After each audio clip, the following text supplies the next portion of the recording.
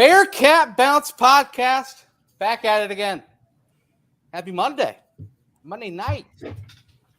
No better time for this BBP, the Danco transmission. Danco Auto Care, the BBP presented by BearcatJournal.com. It's a Monday. It's a beautiful Monday. And I am Brent Young. That means I'm joined by two guys that will be bringing you some beautiful superlatives with football right around the corner. It is one of the co-hosts' favorite topics ever. I'm excited to bring it to you with them.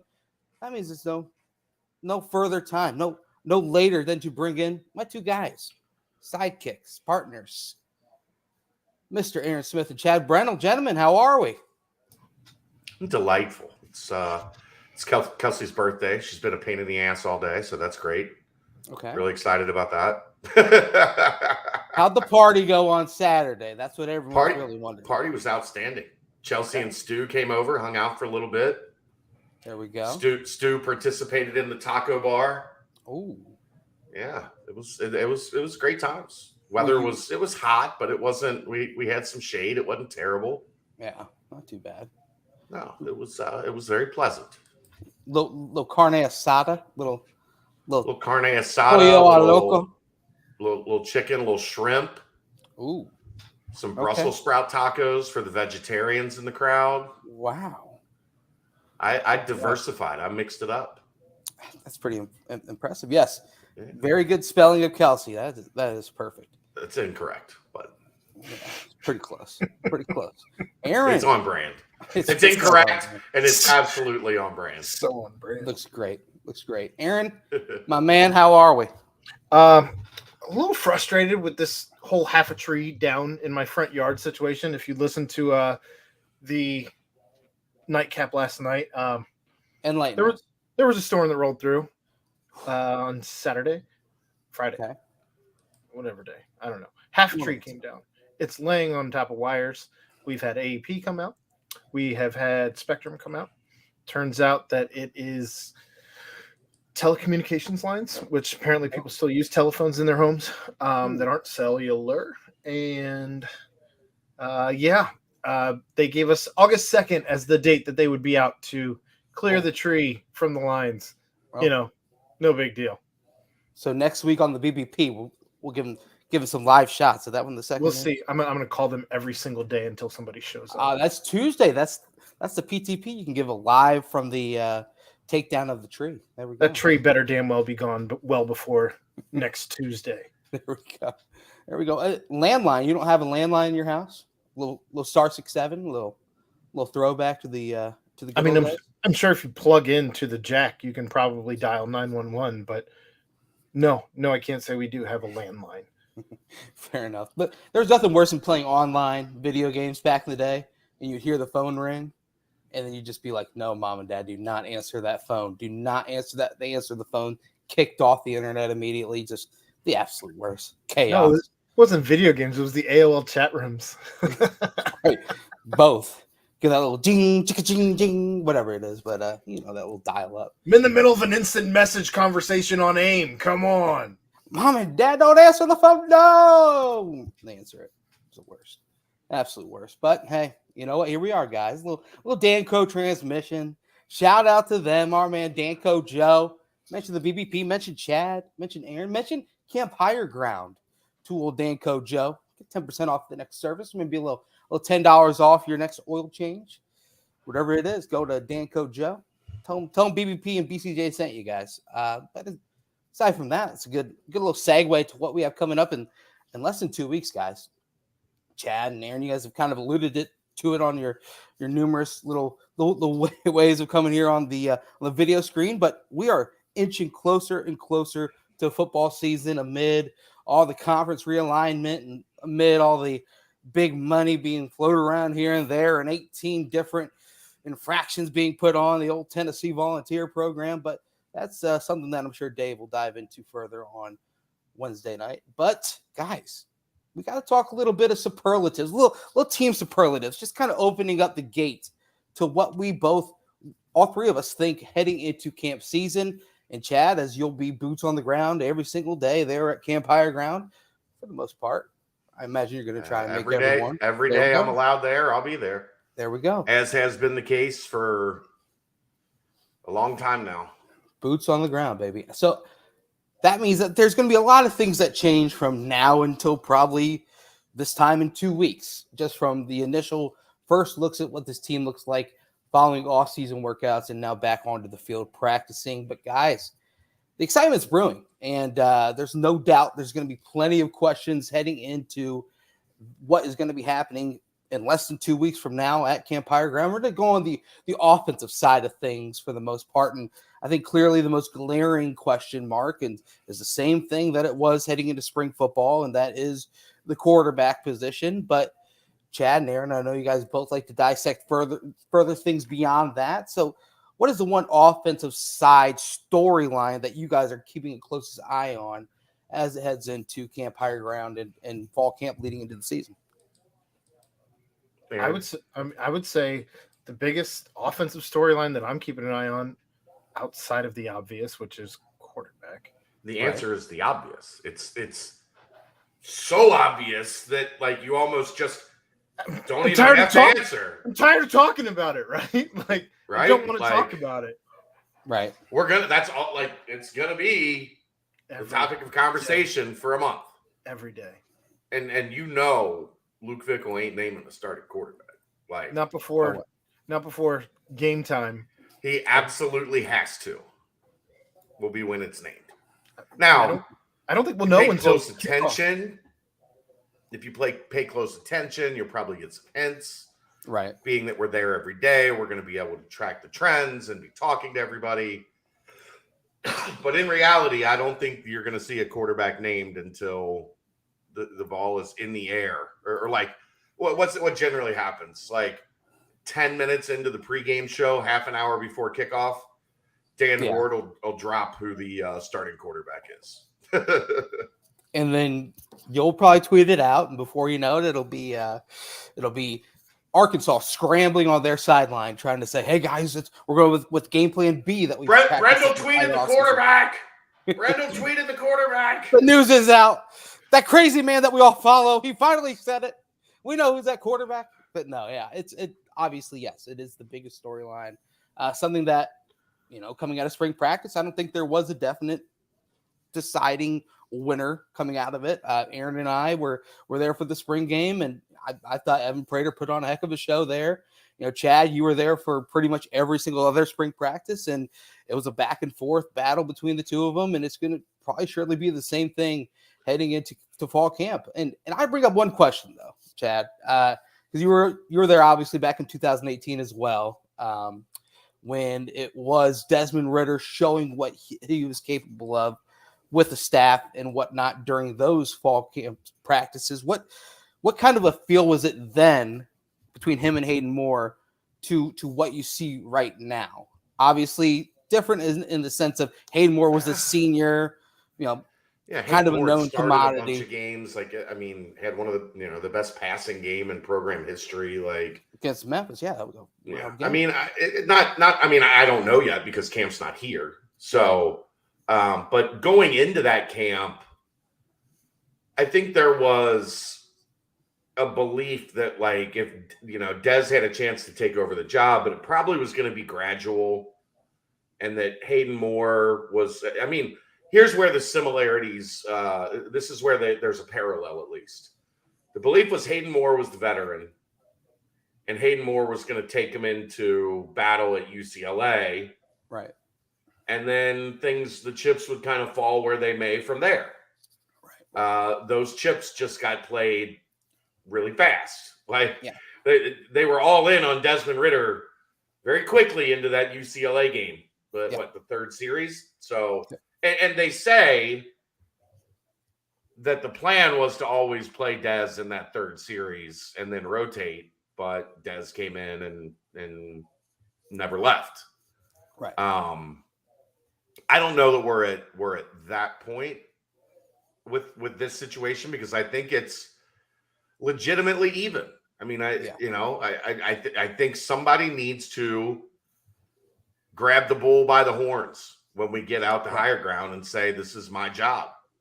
That's what the coaches are going to be looking for. Like they don't want to split every first team rep for 3 weeks at higher ground or however long they're out there. Like they want to give the opportunity for somebody to go with it.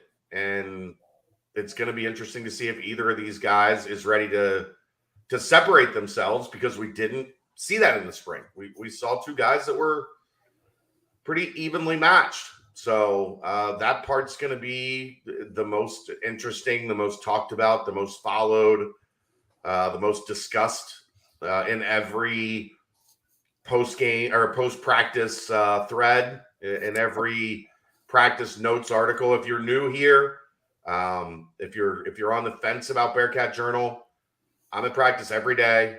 I write an article every day with the notes of what I've seen at practice that day. It is one of the biggest drivers of content that we do every year at Bearcat Journal. Last year, let's be honest, last year was boring as shit at higher ground. Yeah. Right? Like there was nothing. We're like, who's going to be the second string safety? Right? Like, yeah. Who's gonna, can Prater comfortably be the backup? Yeah. Like there just wasn't a lot to talk about last year. This year, there's going to be a lot more to talk about. So make sure you get your subscription to Bearcat Journal. The next month is going to be well worth it. Yeah, because I mean, aside from that, it was just all about the bright lights of seeing Alec Pierce versus Sauce Gardner every single day. Yeah, but there wasn't. There was no. Maybe there was offensive no line driving. solidifying, or that was probably the only somewhat storyline, but still there were a lot of known commodities there. Next thing I'm going to toss out, and I don't know if we'll start to get a feel of this throughout throughout fall camp, but I honestly don't think it'll be something that'll ever happen under Coach Fickell, because I think it's something that Luke kind of picks his guy, has a confidence in him, and rolls with it. But maybe not against Arkansas, but maybe week 2, somewhat of a 2-quarterback special package where you do have some scripted plays, and then you bring out the next quarterback with some scripted plays. Do you think that is at all remotely a possibility, just because of how close neck and neck the two, Ben Bryant and Evan Prater, really are? Aaron, you got I any hope thoughts? not. I really hope not. Right. I mean, the age-old adage is, if you have 2 quarterbacks, you don't have a quarterback. And while they bring very different skill sets to the table, I still think that this team, in a Luke Fickell-led team, you have to have a leader on the field.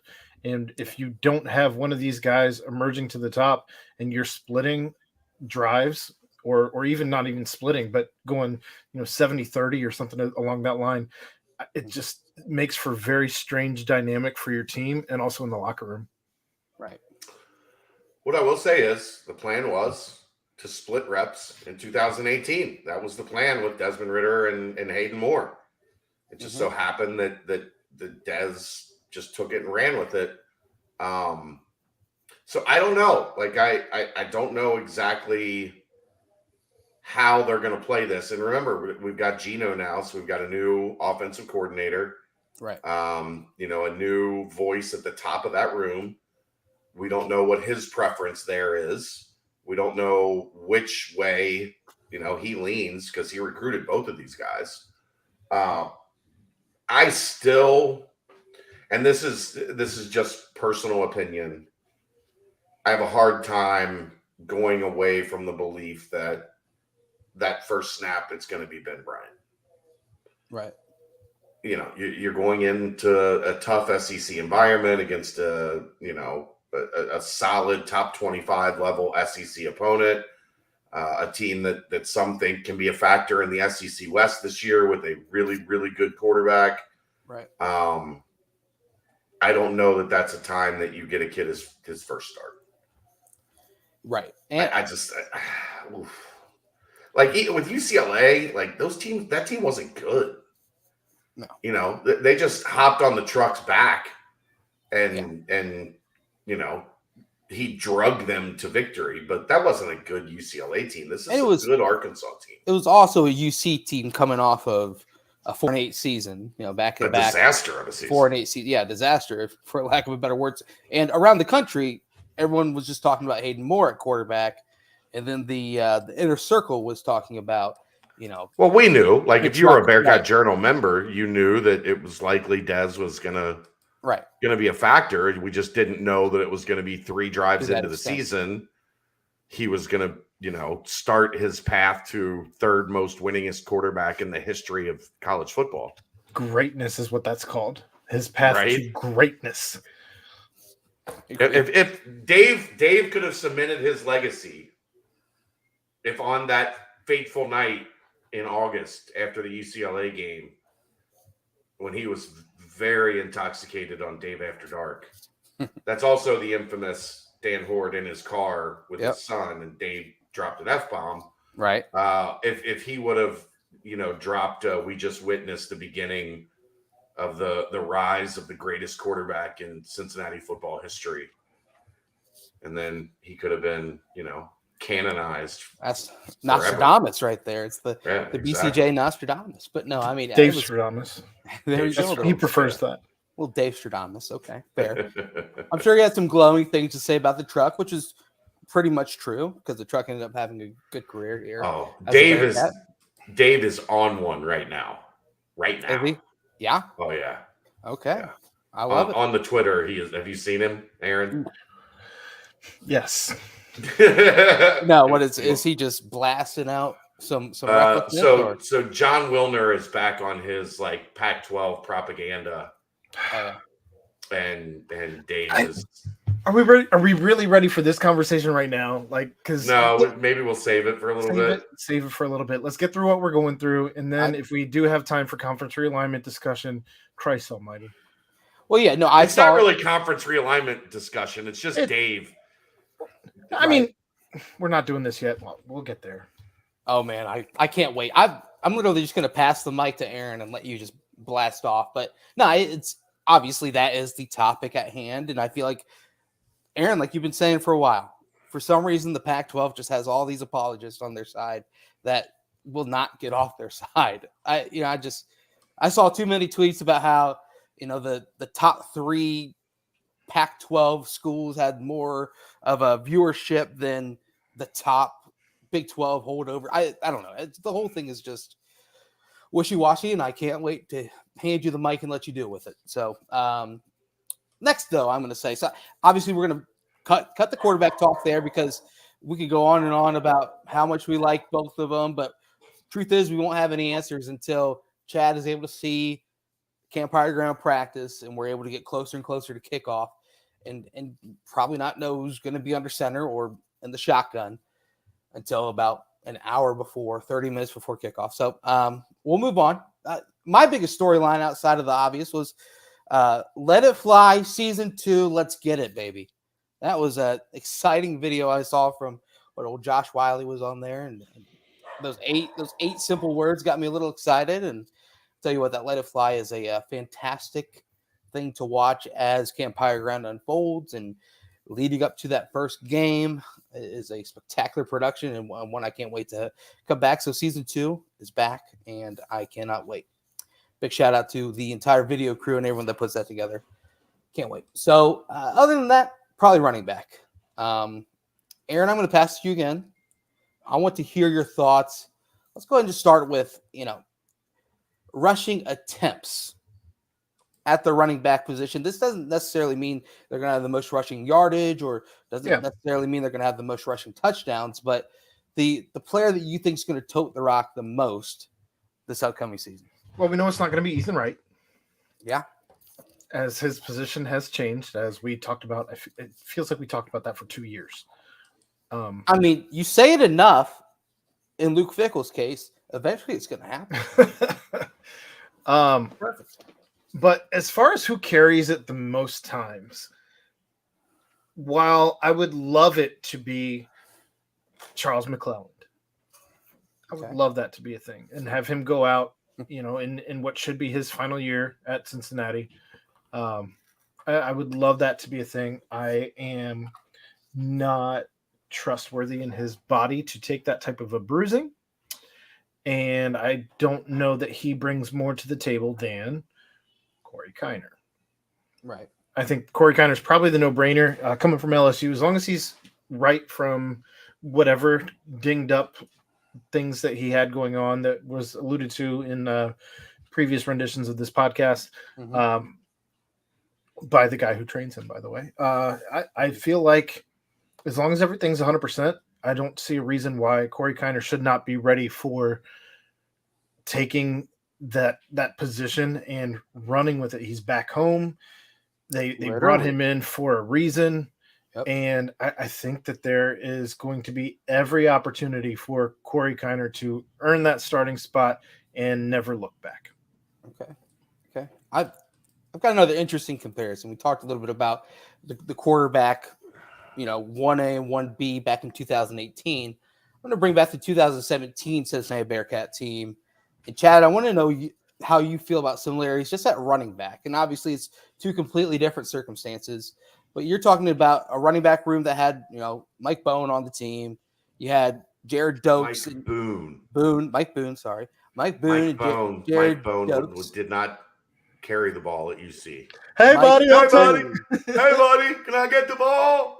My bad. Mike Boone, who now has actually gone on to some pretty heavy fame in the fantasy football world for being a destructor of some teams or some booster of some teams. I'm open right here. I'm open, Hayden, I'm open.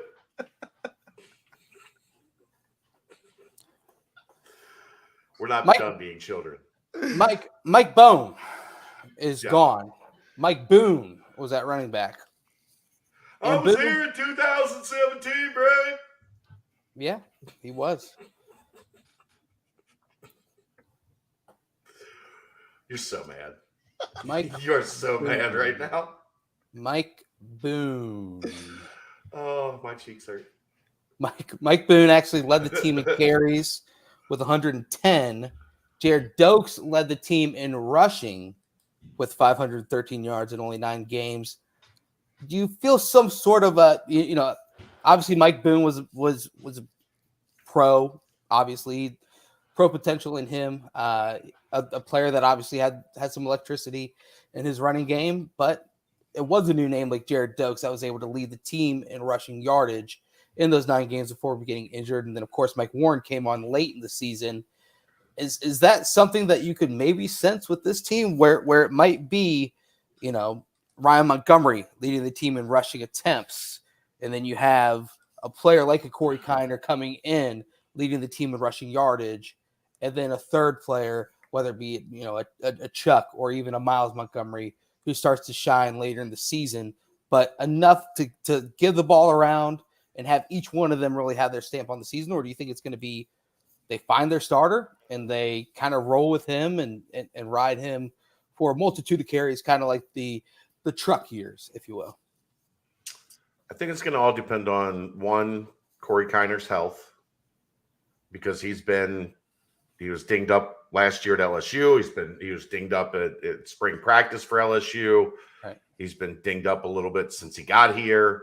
Like, do we get a 100% fully healthy Corey Kiner? I think that, and do we get a Corey Kiner that kind of does the most important part, and that's buy into the system, the program, everything it means.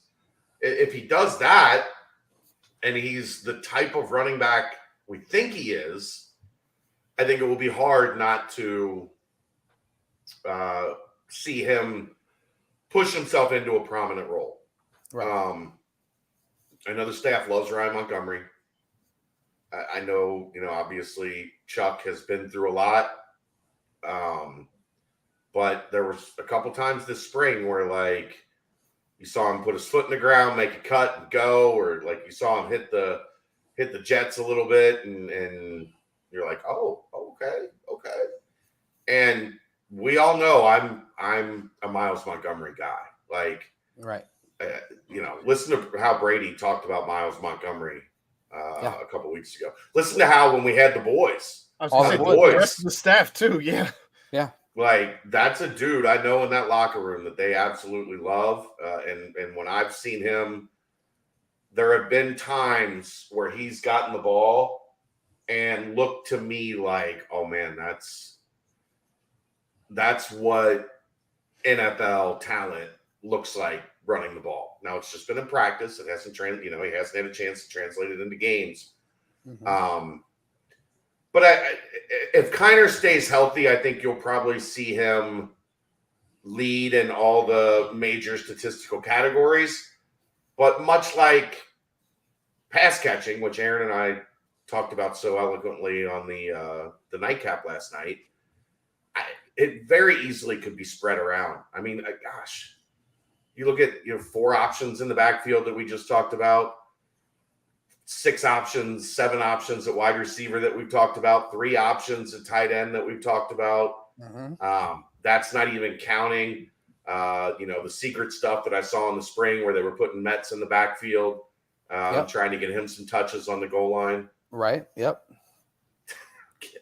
They had Cam Jones at quarterback during that time. Right? Yeah, they had Cam Jones Yep. Lined up at quarterback and Metz behind him. In the shotgun, yeah. That's With Dante Corleone at fullback. Dante, yes, that was right. Yep. Their 8 lineman set.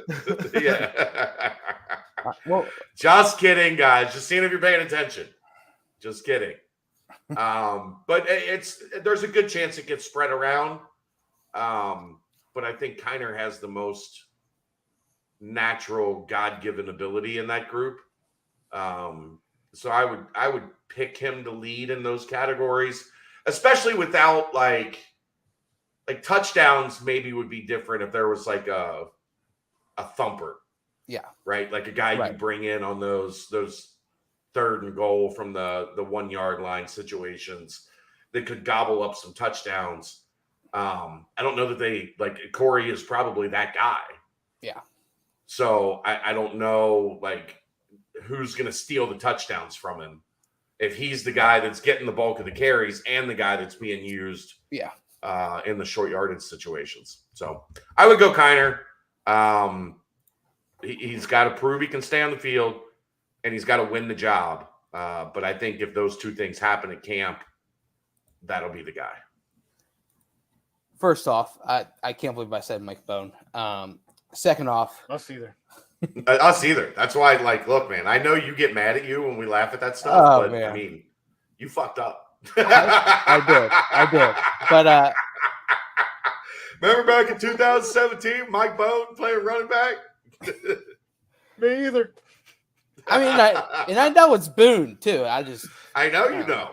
Little brain fart. But yeah, it's funny you bring up having a thumper or someone that can come in and kind of get that short yardage. It reminded me of those late teams with Mark D'Antonio as coach, when they had the kind of the 3-headed monster in the backfield, if you will, with Butler Benton, Jacob Ramsey, Bradley Glathar, and Jacob Goebel. Just kind of the ability to use different at one time. But I do think it's more akin to where this is a season if Kiner can show he's healthy, like you said. I think Kiner has a chance to kind of take the reins and be that lead back, with Ryan Montgomery coming in and having a burst and ability to take things to the next level when it's kind of like a 1A, 1B truly with 2 starting running backs. But yeah, I mean, you don't bring in Corey Kiner and have him simply just be there if he's completely healthy. So I agree with all you guys with your sentiments on it. I do think it could be where Ryan Montgomery barely edges out Kiner in carries, maybe. But I do think Kiner will have a few more explosive plays. And, of course, like you said, in the red zone, I believe he's the thumper that would get into the end zone unless they maybe have Miles Montgomery some sort of a niche and he's able to really figure it out, and that's where he's a specialist or something along those lines. But Kiner, I think for me, will be the one that just progresses and is able to show and practice and fully healthy. He is that stud, that borderline 5-star running back that the staff was so heavily on a couple of off seasons ago, recruiting wise. So can I make a party point? Totally agreement. Yeah, party. These. What you got? Top 3 party food. Oh, salami rolls with cream cheese. Cream cheese in the middle. Yeah. Wow. Chad, I got to give it to you. My my family loves making those for parties. Put the little toothpick in them and go from there. Kelly makes them all the time. This time she got the bigger, thicker, kind of salami you'd use on a sandwich. Right. And did it with those instead of the little thin, tiny ones. Right. Oh, they're like 3 biters. You got to take 3 bites to do them. Funny side story to that. I went to a college party one time, and it was like a Super Bowl. They just had them.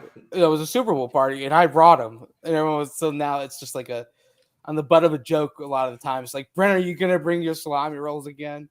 Because you're at a college party, people kind of just look at them. They're like, "What is that?" And I'm just like, "They're good. They're salami Why did you rolls. show up with hors d'oeuvres? They're salami rolls. They're so dangerous. Kelly starts making them in the house, and she has to make sure I'm not around. Because I would just stand there and eat them as she rolls it up. She puts it in the container. I pick it up and eat it. Mm-hmm. She works on it for 20 minutes. There's 4 salami rolls in the container. Sorry. Well, speaking of catching it before it's ready, let's move on to the receivers. How about that? Little slight segue, I guess. Kind of a stretch there, but you guys had an interesting talk last night on the nightcap, and that is the fact that out of all of the great returning receivers and pass catchers, yes, 2 tight ends named on the preseason Mackey Award watch list. Shout out to Josh Wiley and Lenny T. And I beg for anyone to come and try and go back and forth with me, because I think they're both going to have a great season this year. But on the Blitnikoff Award watch list for the preseason, there it is, Nick Mardner. And a lot of that, I think, has to do with the success that he had at Hawaii. And then people look on the Bearcats, key people that have left, players that have moved on to the NFL, and you see Alec Pierce, and you say, okay, let's replace 6'3" and 220 with high speed and high ability to catch jump balls and run great routes and pick up big yardage, big plays, and replace it with a 6'6" guy who has speed and was a big play machine at Hawaii. So are you putting a couple of extra eyes on Nick Mardner, Chad? Because Aaron, you and I were at the spring game, and Chad, I know you saw it during the spring practice as well. But Nick Mardner was in there with, he had rest with the first team, rest with the second team, rest with the third team. And some of Brady Lichtenberg's biggest throws were just kind of this flooding out of the pocket, throwing a 40-yard jump ball that Nick Mardner came down with. So are you giving an extra eye to the now 25-pound added of muscle Nick Mardner and the ability that he might have to crack that 1A, 1B and possibly be on the field for these big play opportunities?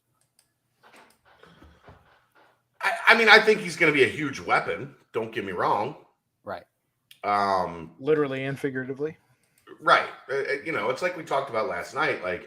He's going to be the guy down the field that goes up and gets it. I just wonder, like I said, what's his role going to be on the intermediate stuff? What's his role going to be on the regular route tree? Or what is his ability to, as we saw Alec Pierce develop. Alec Pierce early in his career was, we're going to throw it deep, you're going to go get it. Nick Mardner's, 5 years into his college career or whatever, is he going to have that ability to be more than a deep threat? Or how much will they use him because of his size and his speed to occupy a safety over the top and then have tight ends coming in underneath and Tyler Scott and Trey Tucker doing their thing? So I don't necessarily, if I'm picking one person from the wide receiver room to be, award nominee type level, I don't know that it's Nick Mardner. I get it because he did have such a big year. But the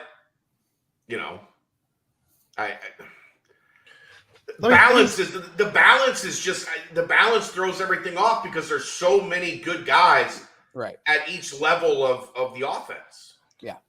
Jumping in real quick, I think that to answer your question specifically, I said last night that I think Trey's going to have the best season. He's been my guy for the last couple of years now. Yeah. I think that to answer your question, the guy who I'm going to be keeping an eye on as you and I watch sitting next to each other in the press box, I think that we're going to have several different times throughout each game that we sit next to each other where we're like, hey, Marner's on the field. And we're watching Marner over the other guys on the field. Right. Because he brings something that this team has never had. I agree. I mean, 6'6". You got to think back, but he has speed to go with it. If you watch his highlights, it's not just a plodding tall wide receiver like this team has had in the past. But he's a player that can go up and he can catch the ball and then sprint past everyone. He's a player that has shown the ability to make those deep ball catches, but then also stay on his feet, make one man miss, and turn a 40-yard gainer into a 70-yard touchdown. So, well, and we talk to Brady often, and what does he always say about speed? He says that if you put on weight, you gain speed because you're putting on muscle. You gain speed. He's not one to lose weight to gain speed. So, going by Brady's theories, if Marner put on 25 pounds, he should be faster. Yeah, I'm excited to see just kind of what other steps he's made, not only adding on that weight on the outside, but like you said, Chad, you look at a player like a Jaden Thompson. If he's got that route tree down a little bit more and a little bit of more of a connectivity with Evan Prater and with Ben Bryant, is he going to be that one that does step in and have the ability to not only take the top off at times, if given the opportunity, but have those crossing routes? His one big catch last season was a 47-yard reception against Miami, where he, it wasn't just a run down the field as far as you can, and we're going to throw you a jump ball. It was more, of like a post, and he was able to get separation and shield the defender behind him and came up with a big catch. He didn't do too much after that Miami game, but he started to show that he can be this wide receiver. When Pierce was injured when it was Jaden Thompson's true freshman year, Thompson was out there for the injured Alec Pierce. He had one jump ball in the corner of the end zone, but it didn't come down with the catch. But it looks like the staff does have some sort of, sense of security and sense of, trust in Jaden Thompson. So, here's the thing with Jaden, I think too, that needs to be mentioned. Yeah. He has come out of his shell quite a bit. Yeah. It's not that he was a quiet kid, but he was kind of in the background, right? The first 2 years. And this offseason, I've really seen him become more comfortable in his skin, be more vocal, be a little bit more outgoing, be a little bit more joking and playful with the guys and cutting it up a little bit more. And usually that's a good sign that a kid is growing into a larger role, a larger, footprint on the team. Right. I think it's going to be really interesting with Jaden because he can play both spots. He can play boundary and field. Chad, quick question for you. In the spring practices that you've seen thus far, of these guys, I don't remember that. That was I'm just curious if you remember seeing anybody staying after to work with the quarterbacks of the receivers. Yeah, I mean, there was different days that different guys stayed around. If a guy, dropped a couple balls, they were notorious for sticking around and getting some extra reps in. Nothing, I mean, Chris Scott's always a guy that gets extra reps in. Tyler Scott's a guy that'll stick around and get some extra reps in. Trey will get some extra reps in. But I don't think anybody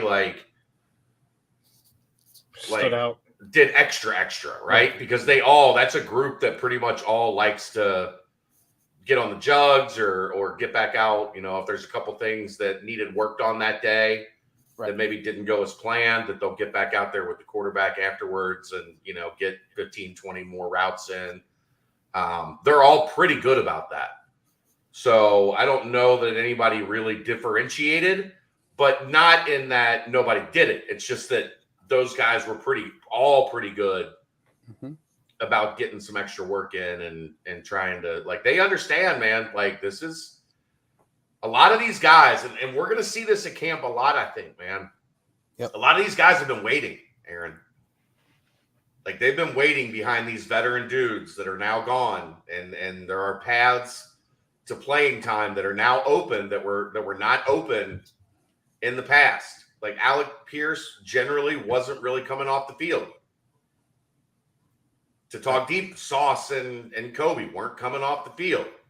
Yep. Beavers and DeBlanco weren't coming off the field. Like Majay wasn't coming off the field, even where, in a position that's rotated pretty heavily. Majay didn't take a lot of snaps off. Like, you're going to see a lot of these young guys be really hungry and really feel like, okay, now the door, for the first time in my career, that door is open, and we'll see who the gamers are, right? We'll see who has the chutzpah to back it up. Yep. You like that? Same with chutzpah? I did. Is that German? Yes. German. I've done a Gesundheit and a chutzpah. Wow. Leaning heavily into my German heritage. And I've talked about Lorenz Metz at running back. And you've got a salami roll, and up next is a soft pretzel with cheese. No, pardon me, Dijon mustard. With the mustard. That's not Jewish. Brown mustard. It might be Jewish. I don't know. Who knows? Bar mitzvah. But anyway, you can also say the same at running back with Jerome Ford, Jared Doak. I speak Mexican. Taco. Okay. Jesus. There we go. Burrito. Very good. Chimichanga. Aaron, who's leading the team in receptions this year? Trey. Okay. I was going to give you a little quick insight. So obviously Alec led the team last year with 52 receptions. Second was your boy, Trey Tucker at 34. But then there's Tyler Scott with 30. Lenny T with 28. Josh Wiley with 26. Chad, who's your leading receptions this year? I've gone back and forth about this, and it might change between now and the end of camp. Today. Well, yesterday, my answer would have been Tyler Scott. Okay. I think my answer was Tyler Scott. I was going to say it actually literally was. I think I might go Lenny. Okay. Like, I think there's going to be a lot of like possession stuff. Mm-hmm. Second and medium, third and medium, where Lenny he runs such good routes. He's such a big target. He has soft hands. Like I today, for some reason, and that's, again, it's indicative of this room that it's going to be so tightly packed. I think there's going to be a lot of guys right around 30 to 45 catches. Yep. 4 or 5 guys right in that 30 to 45 catch range. Today I'm gonna go Lenny, and then if you ask me tomorrow, I might go Josh. Yep. And by the end of camp, I will have covered all 5 or 6 guys, and then when one of them is right, I'll just do what the realignment people do, and they're like, "See, boom, July 25th on the BBP, I said Lenny." And don't worry about what I said on July 24th or on July 28th. It was what I said on July 25th that matters. Yeah, you pick the one that's right. That's how this works. Dang, you sound like one of those realignment idiots. I just said that. Well, I'm just saying. And Aaron, see, you're playing along with it too. You blocked out his little talk because just like you blocked out some of the realignment stuff, which we're gonna get to in a second. My pick then will be Tyler Scott. I'll just join you guys. We'll do the three amigo thing where we will not agree, but yeah, I mean, I just think Tyler Scott came on so strongly. And last season, I love and me of some course, Tyler Scott. That's my guy. Right, and then of course, Trey Tucker this offseason has been kind of the heartbeat, if you will. But then Tyler Scott is always right there in every conversation, which is stars in the weight room and players that are just getting ready to take that next step again. So, I mean, Trey Tucker, Lenny T, Tyler Scott, you can't go wrong with that. Now receiving yards real fast, because last season you take away Alec Pierce, who had 884, the second returning. Pardon me. Well, the number one returning receiving yardage wise, do you guys know who it was? Josh, right? It was Tyler Scott. Now, Chad, it's interesting that you bring up Josh because in 2020, the leader in receiving yardage for the entire team was Josh Wiley. Yeah. Second leading. I think Josh can hit on a lot of big plays, man. Yeah. Yeah. I mean, you look back at that. A lot of big plays. He came back for a reason, right? Yeah. I agree.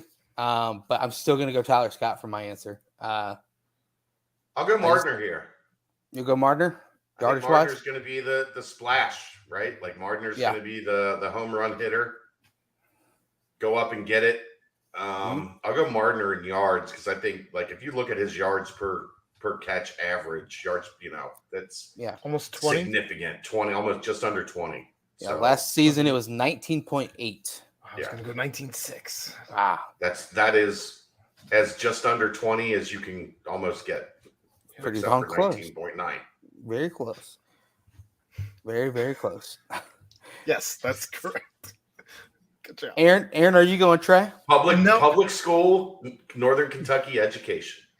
I learned that counting on his fingers and toes. There you go. I don't know that I can go Trey on yardage. Because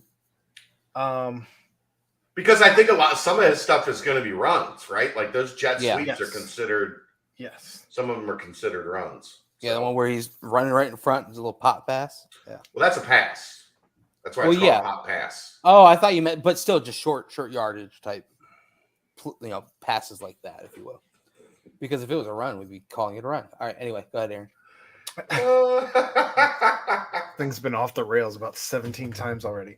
I would agree with Chad. I don't want to actually try and go too crazy here.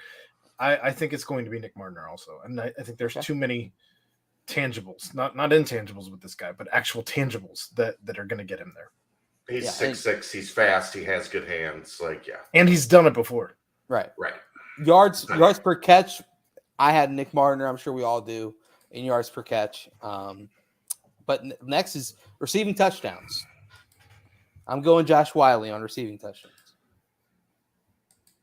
I go Lenny. I think I go Josh. Again, they love the fade, right? Yeah. I was gonna say. Remember last year how many touchdown passes from Dez to Alec Pierce, where it was just 20 yards and in, and just a quick fling out to Alec, and he came down with a 50-50 ball. That produced, I would say, probably 6 of his 8 touchdowns on the season. Yeah. And Josh had 6 touchdowns last year, second on the team. Back in 2020, Josh came down with 6 touchdowns as well to lead the team. I just think that Josh is now back to being that 50-50 guy like he was when Alec was out with an injury in 2020. So it's Josh for me. What? There was just a very strange comment. I had to put somebody in timeout. No. What did he say? We're not going to repeat it. That's why it's been blocked and put in timeout. Oh, man. Somebody wanted to give you a handy. Oh, Jesus. Interesting. Yeah. Yep. Moving on. All right. So, Josh for receiving touchdowns. Are we all in agreement here? Or no, Aaron? I said Lenny. You said Lenny. Yep. I've got Josh. Okay. There we go. And now next, last but not least, we're going to move it along quickly and pass on the all-purpose yards and total touchdowns. We can discuss that at a later time, but I want to hear you guys' thoughts on, are all 5 offensive linemen going to be named to an all-AAC team this season? There were 3 last year on the first team all-AAC, and there was 1 preseason All-American in Jake Renfro. All 5 return starters that were in the Cotton Bowl last year. It's a chance to have a pretty special season at the offensive line position.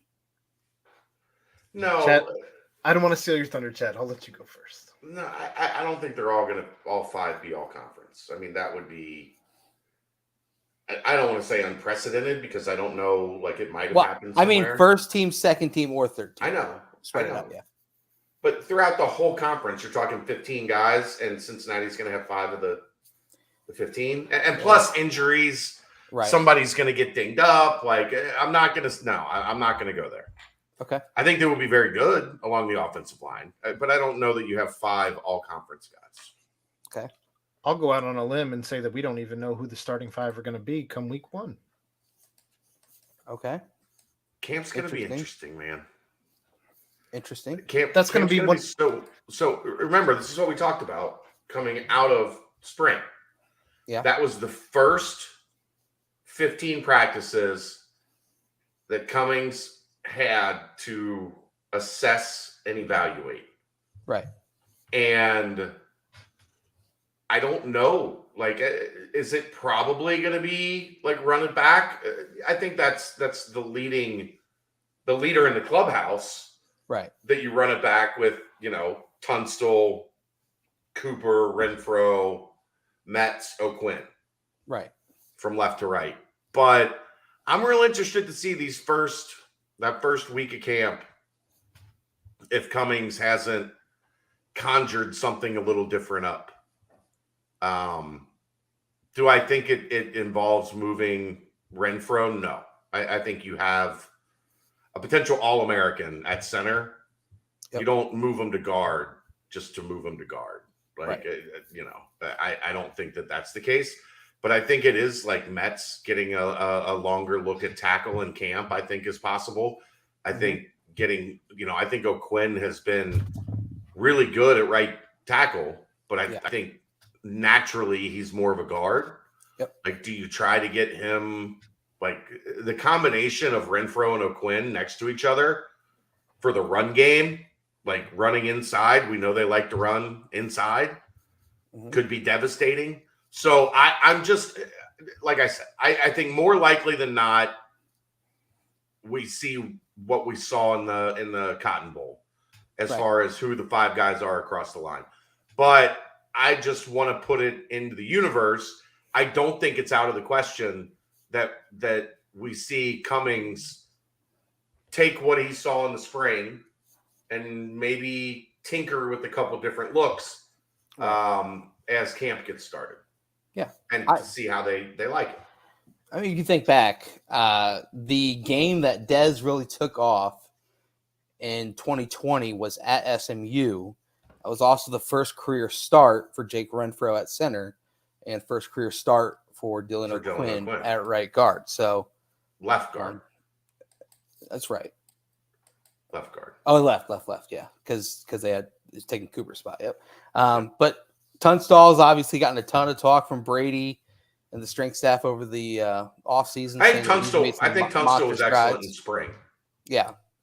And then Cooper looked good. He looks like he's being a leader as well. So, I mean, clearly, some birdies. But yeah, we'll see. We'll see the first couple days at Campfire Ground and in fall practice what kind of movement. But yeah, I mean, Renfro is All-American caliber. So let's see if he can stay healthy and really show that ability that he has. So yeah, I agree. Anything else as far as the offense superlatives go, guys? How about one last one? You think backup left tackle, Matt Lanham? Got to be Cam Jones, John Williams. I think Cam was working mostly at right tackle as the backup. I'd have to go back through my notes on too deep at left tackle. Yeah. I mean, I just don't recall off the top of my head who was two at left tackle. Right.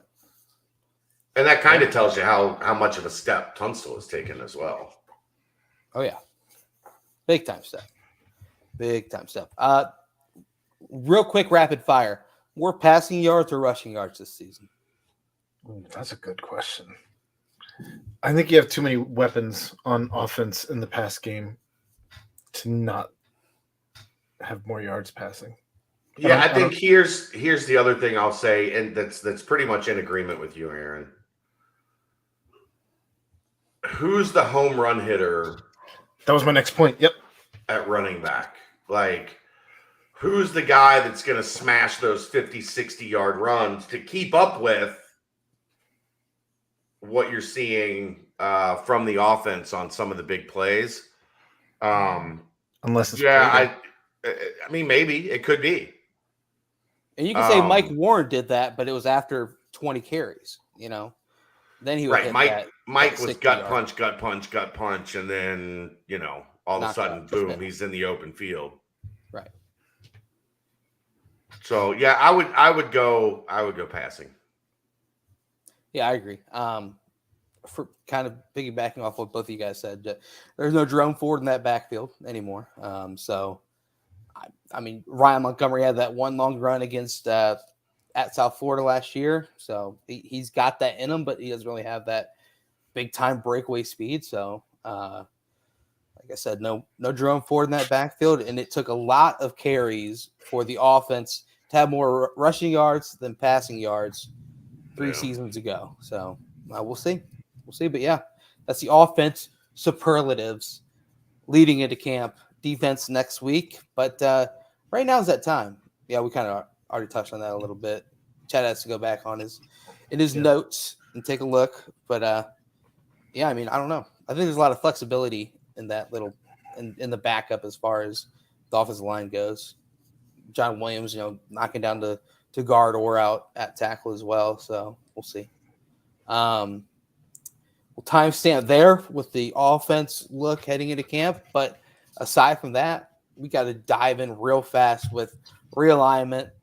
And as Aaron gets ready to spew all of his thoughts, and I am excited to hear them on the latest happenings in the realignment. Then we're going to go ahead and head it over to Chad with his wrapping up of AAU and recruiting, and then we'll dive into that mailbox. But John Williams was for the spring game. John Williams was the backup left tackle. Left tackle, yeah. It was right. John Williams, Mal Glenn at left guard, Landon Fickle at center, Tinsley and Cam Jones. But that was with Renfro out, Metz out, I believe. Yeah, a handful of guys were out during the spring game. So, but Tinsley or Tunstall was there, and he was first team, and John Williams was the second. Yep. Aaron, realignment. What the this past week it was the SEC and ACC media days. This week it is Big Ten and Pac-12. Chad on the Sikkim 365 is that what they go by? The podcast that they had the Arizona Chad Brendel on their podcast, and he pretty much in essence said that ESPN lowballed the Pac-12 as much as you can lowball someone when it comes to a TV deal, and now all of a sudden it's disarray and confusion. And then of course on top of that as well in the podcast, he said that he knows for a fact the president wants to go to the Big 12. So a few things there to untie. But Aaron, what are some things that are on your mind as far as the whole realignment and what has happened up to this point? When you think of the Pac-12, what teams do you think of? Oh, you got your UCLAs, you've got your USCs, you've got and Oregon, and that's it. Oregon, Stanford, Washington. No, that's because you don't think of Stanford when you think of Pac-12. Not since Andrew Luck have they been relevant. Andy Luck, baby. Right. And he's already retired. Mm-hmm. Yeah. Washington made it into the college football playoff, like year one of the college football playoff before the big teams were like, oh, this is how we make a lot of money, right? I guess we'll make sure that we get into the college football playoff. Mm-hmm. And they made sure that Washington has not sniffed it since. I just don't understand, again, what this love affair is with, going back to the big tweet that Dave pointed out where he said from Bearcat Journal on Twitter, if the Pac-12 as constructed moving forward is in bigger markets and has better brands, then please explain this. So breaking it down, on Friday, December 3rd, you had at 4:00 the Cincinnati-Houston AAC Championship going up against the. No, I'm sorry, that was Saturday. On Friday at 11:00 p.m., you had USC versus Cal, and that pulled in 390,000 people. Okay, that's like anything on TV, right? Like it doesn't seem to move the needle for me. Then on December 4th at 4 p.m., on Saturday, you had Cincinnati-Houston in the AAC Championship that drew 3.4 million. going up against Alabama, Georgia, which drew 15.2 million. And then you had the Pac-12 championship at 8:00 that night at 4.2 million, which sure it beat Cincinnati, Houston, without going up against Alabama, Georgia. They were going up against Michigan, Iowa, which drew 11.6. But I don't understand. They were also going up against Pitt, Wake Forest, which drew 2.6. I just don't understand how you still think that these markets are bringing in, these Pac-12 markets are bringing in something better than the Big 12. Like, I still think it's ESPN trying to save a product, first and foremost, because without the Pac-12 being a conference, they completely lose a product in its entirety. And I think that the Big 12 has positioned themselves to be number 3. You cannot convince me that the Pac-12, as it currently stands, is going to be number 3. I don't know what we're doing trying to convince people that the Pac-12, as it currently stands, is number 3. It just, to me, this all just seems like just a lot of hot air. And I don't know, outside of ESPN trying to save a product, what the hell else is going on? So what clearly happened today was that, the Pac-12 sat down this weekend and came up with a bunch of talking points and then sent them out to the, Stuart Mandel and John Milner or whatever his name is. That's what happened today. Clearly. Because there were multiple media members tweeting out these TV numbers. Like, they all just randomly over the weekend were like, you know what I'm going to do this weekend? I'm going to put numbers together for sit down and really crunch these Pac-12 media numbers. Let me dive far into this. It's time for a deep dive. Honey, I know the kids got, a soccer game, but I'm going to be in my office. They're not putting these slides together, these tweets together. Right. They're not putting together the numbers. No. They're not going to find the TV ratings and screen cap to make. I'm really going to make my point here. Come on, man. Right. I agree. And then what's your guys' take on? Obviously, it's people just throwing out random numbers here and there, but someone in Jason Shear, who I mentioned, Chad, is kind of the U of the Arizona 247 Sports. He throws out loud. He has been very loud, very loud. Loud. And he's coming out and saying 24.5 million is the number that ESPN offered the Pac-12. Is that no? But is that per school, or is that what the top schools that are going to be making more, Oregon, Washington, than the rest of the conference? Yeah. I don't know. Because that's what's also been talked about for, I feel like, the last 3-4 days, is that Oregon, Washington want to make more money than the rest of the conference. Why? Right. Because the rest of the conference is trash. Yeah. But San Francisco. Yeah. Okay, cool. Because that's what I'm doing if I'm in San Francisco, is sitting down to watch a nice Pac-12 game. Pac-12 after dark, baby. It's not after dark there, really. It's after dark sunset. here. It's sunset. Yeah. and the San Diego State edition, though, you guys are not putting that into account. That's kind of LA-ish, right? Right. Yeah. I drove 2.5 hours to San Diego a month ago, and it was not close to LA. Like, no, it was. I could almost get to like Nashville in the time it took me to get to San Diego.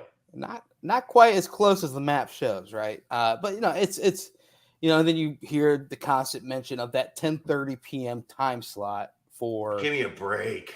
For give me a break, whether it be Fox or whether it be ESPN, but it's kind of one of those where I feel like that 10:30 p.m. time slot is for either all the gamblers out there who are clinging on to one final bet late night, or for the people that just have their TV still on, and it just happens to be You're just still up after a long day of college football. Right. And just happens to be Cal Stanford on in the background. Or you're trying to make up for how much money you lost throughout the day.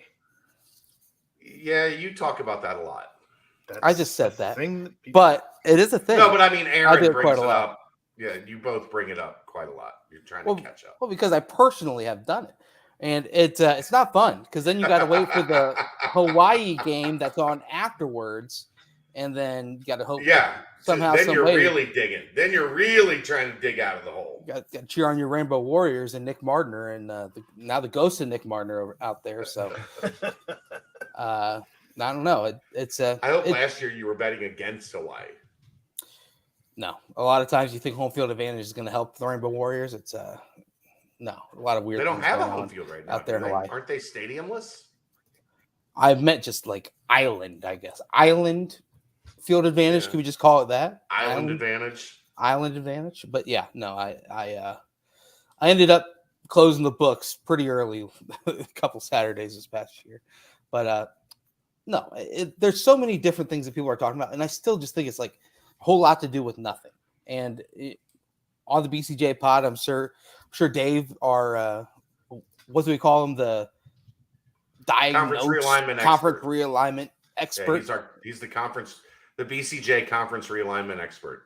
He'll do a lot better than I will at this because, to be honest with you, for me, it's just like, all right, just let me know when something happens. Because as of right now, you have all these Pac-12 people saying that Pac-12 is going to do all they can to stay together and fight the long fight and be there until the end. And then you have, different Notre Dame is being a big name that could be a potential addition that'll keep things moving. The ACC has their whole, different things going on there. I just don't see it as too much that has happened unless this 24.5 million is real. And by all accounts, everyone is saying that it's a extremely low number and not one that the Pac-12 should extremely low number. Super excited about, obviously.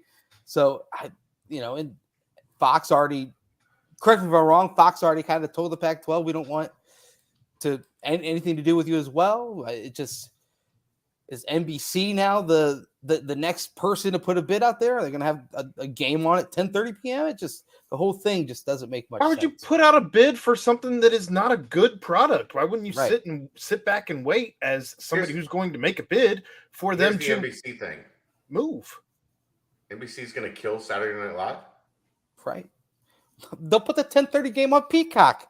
Hey, Chad, Saturday Night Live killed Saturday Night. Yeah, but I mean, still, it's an institution. Yeah. Like it or not, it still does numbers. It's still relevant, and they're gonna put Cal versus Oregon State on NBC at 10:30 on a Saturday night. Now we'll send that one to the cock. Send that one to the cock, and then we'll just make sure you guys turn that one on. Peacock. It's their streaming service.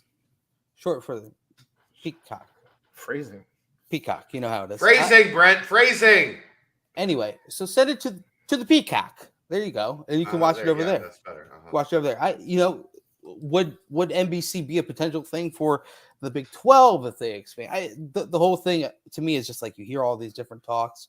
You hear a lot of people saying that they think maybe the Pac-12 will stay together and try and fight the long fight, and because the only other option is what, teams poaching teams, and the Big 12 is the only one that's kind of come out. Your Mark saying that he's going to be aggressive, and because the ACC doesn't sound like they're being aggressive.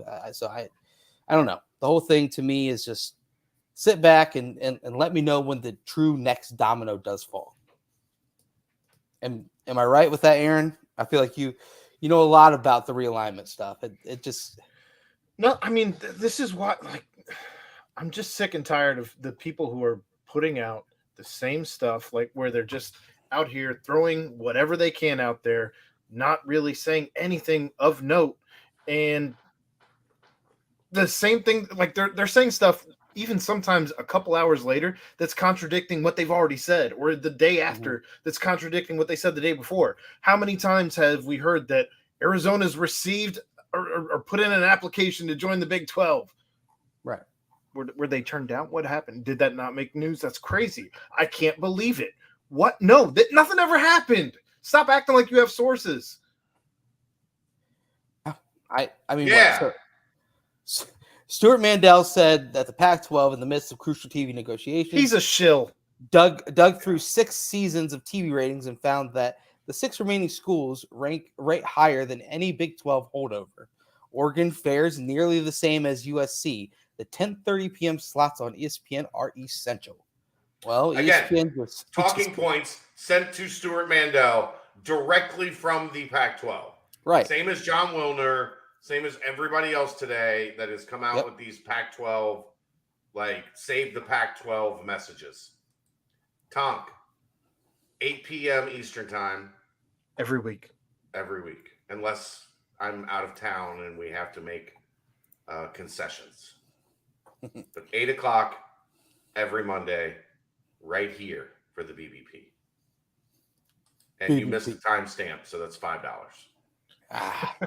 If you subscribe, I don't know if you can actually subscribe, but if you follow on Twitch, I believe you get notifications. I don't know if YouTube does that when it starts live, but just saying. Yeah, I don't know. I get notifications on my computer, on my desktop, on the little corner of the screen when somebody I follow on YouTube goes live. There we go. Well, I'm saying I don't get it on my phone, but I get it on my desktop. Well, I think that's pretty much it.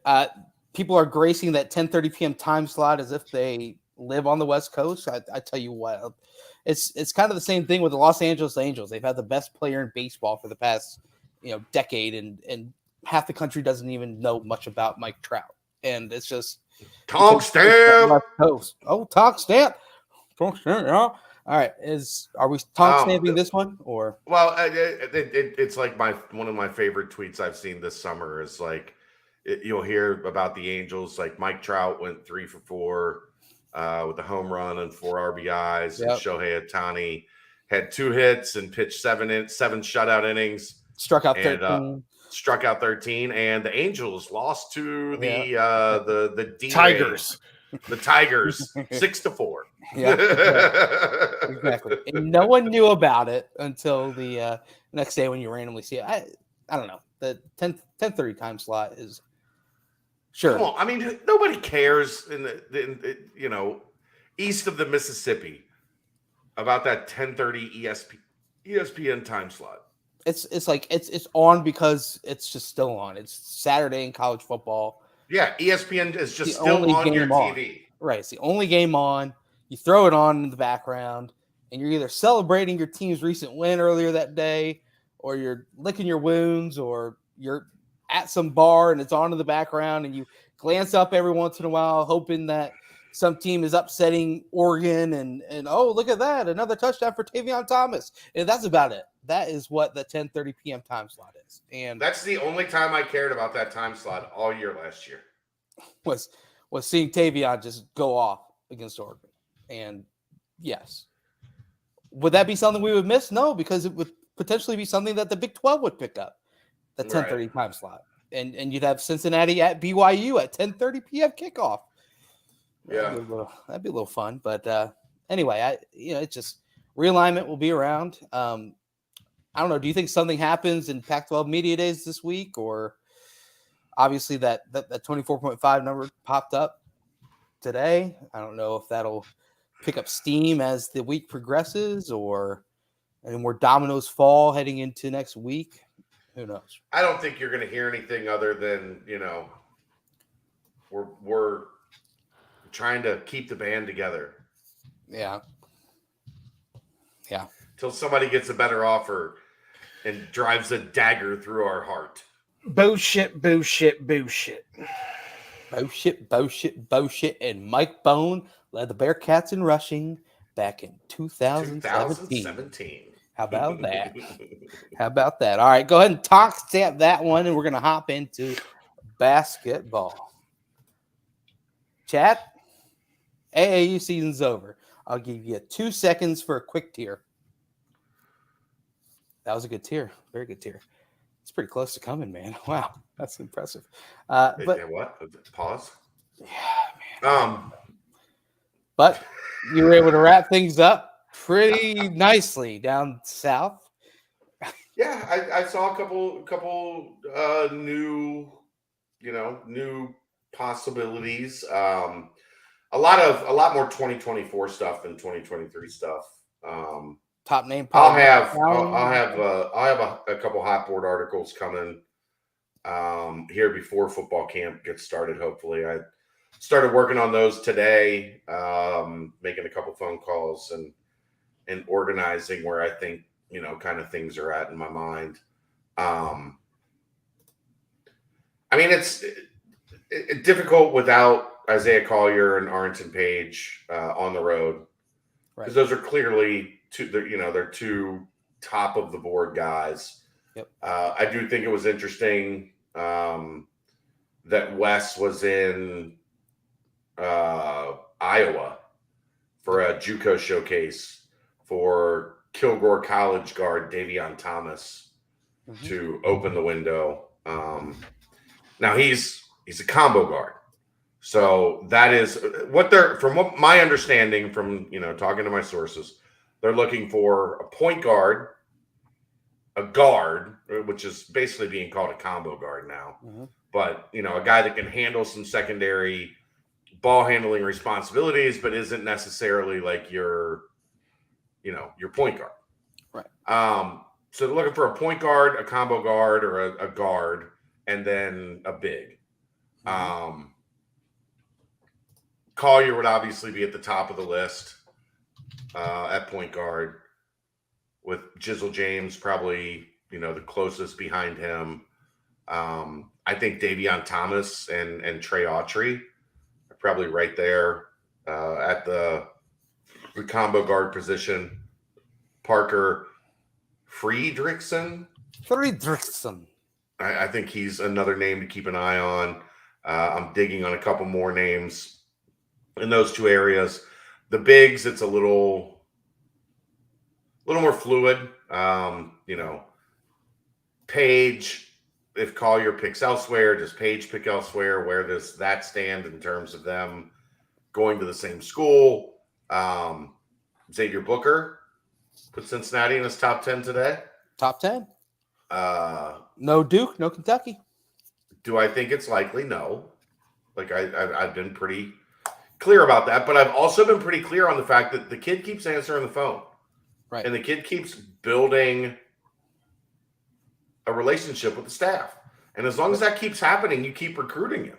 Now, a kid from Indiana with Indiana, Notre Dame, Purdue, Michigan State, Michigan, Ohio State, like it's everybody in the region not named Kentucky, essentially. And Louisville. I don't think Louisville is on there either. So you keep swinging and you keep chipping away, and you see if you can find a way to squeeze your way into the final 5 or 6 whenever that comes out. And then he says he wants to get things done by the start of high school season, which October is generally like when practice and that stuff starts. So I think there was a really interesting kid that I saw at Peach Jam, Laji Dembele,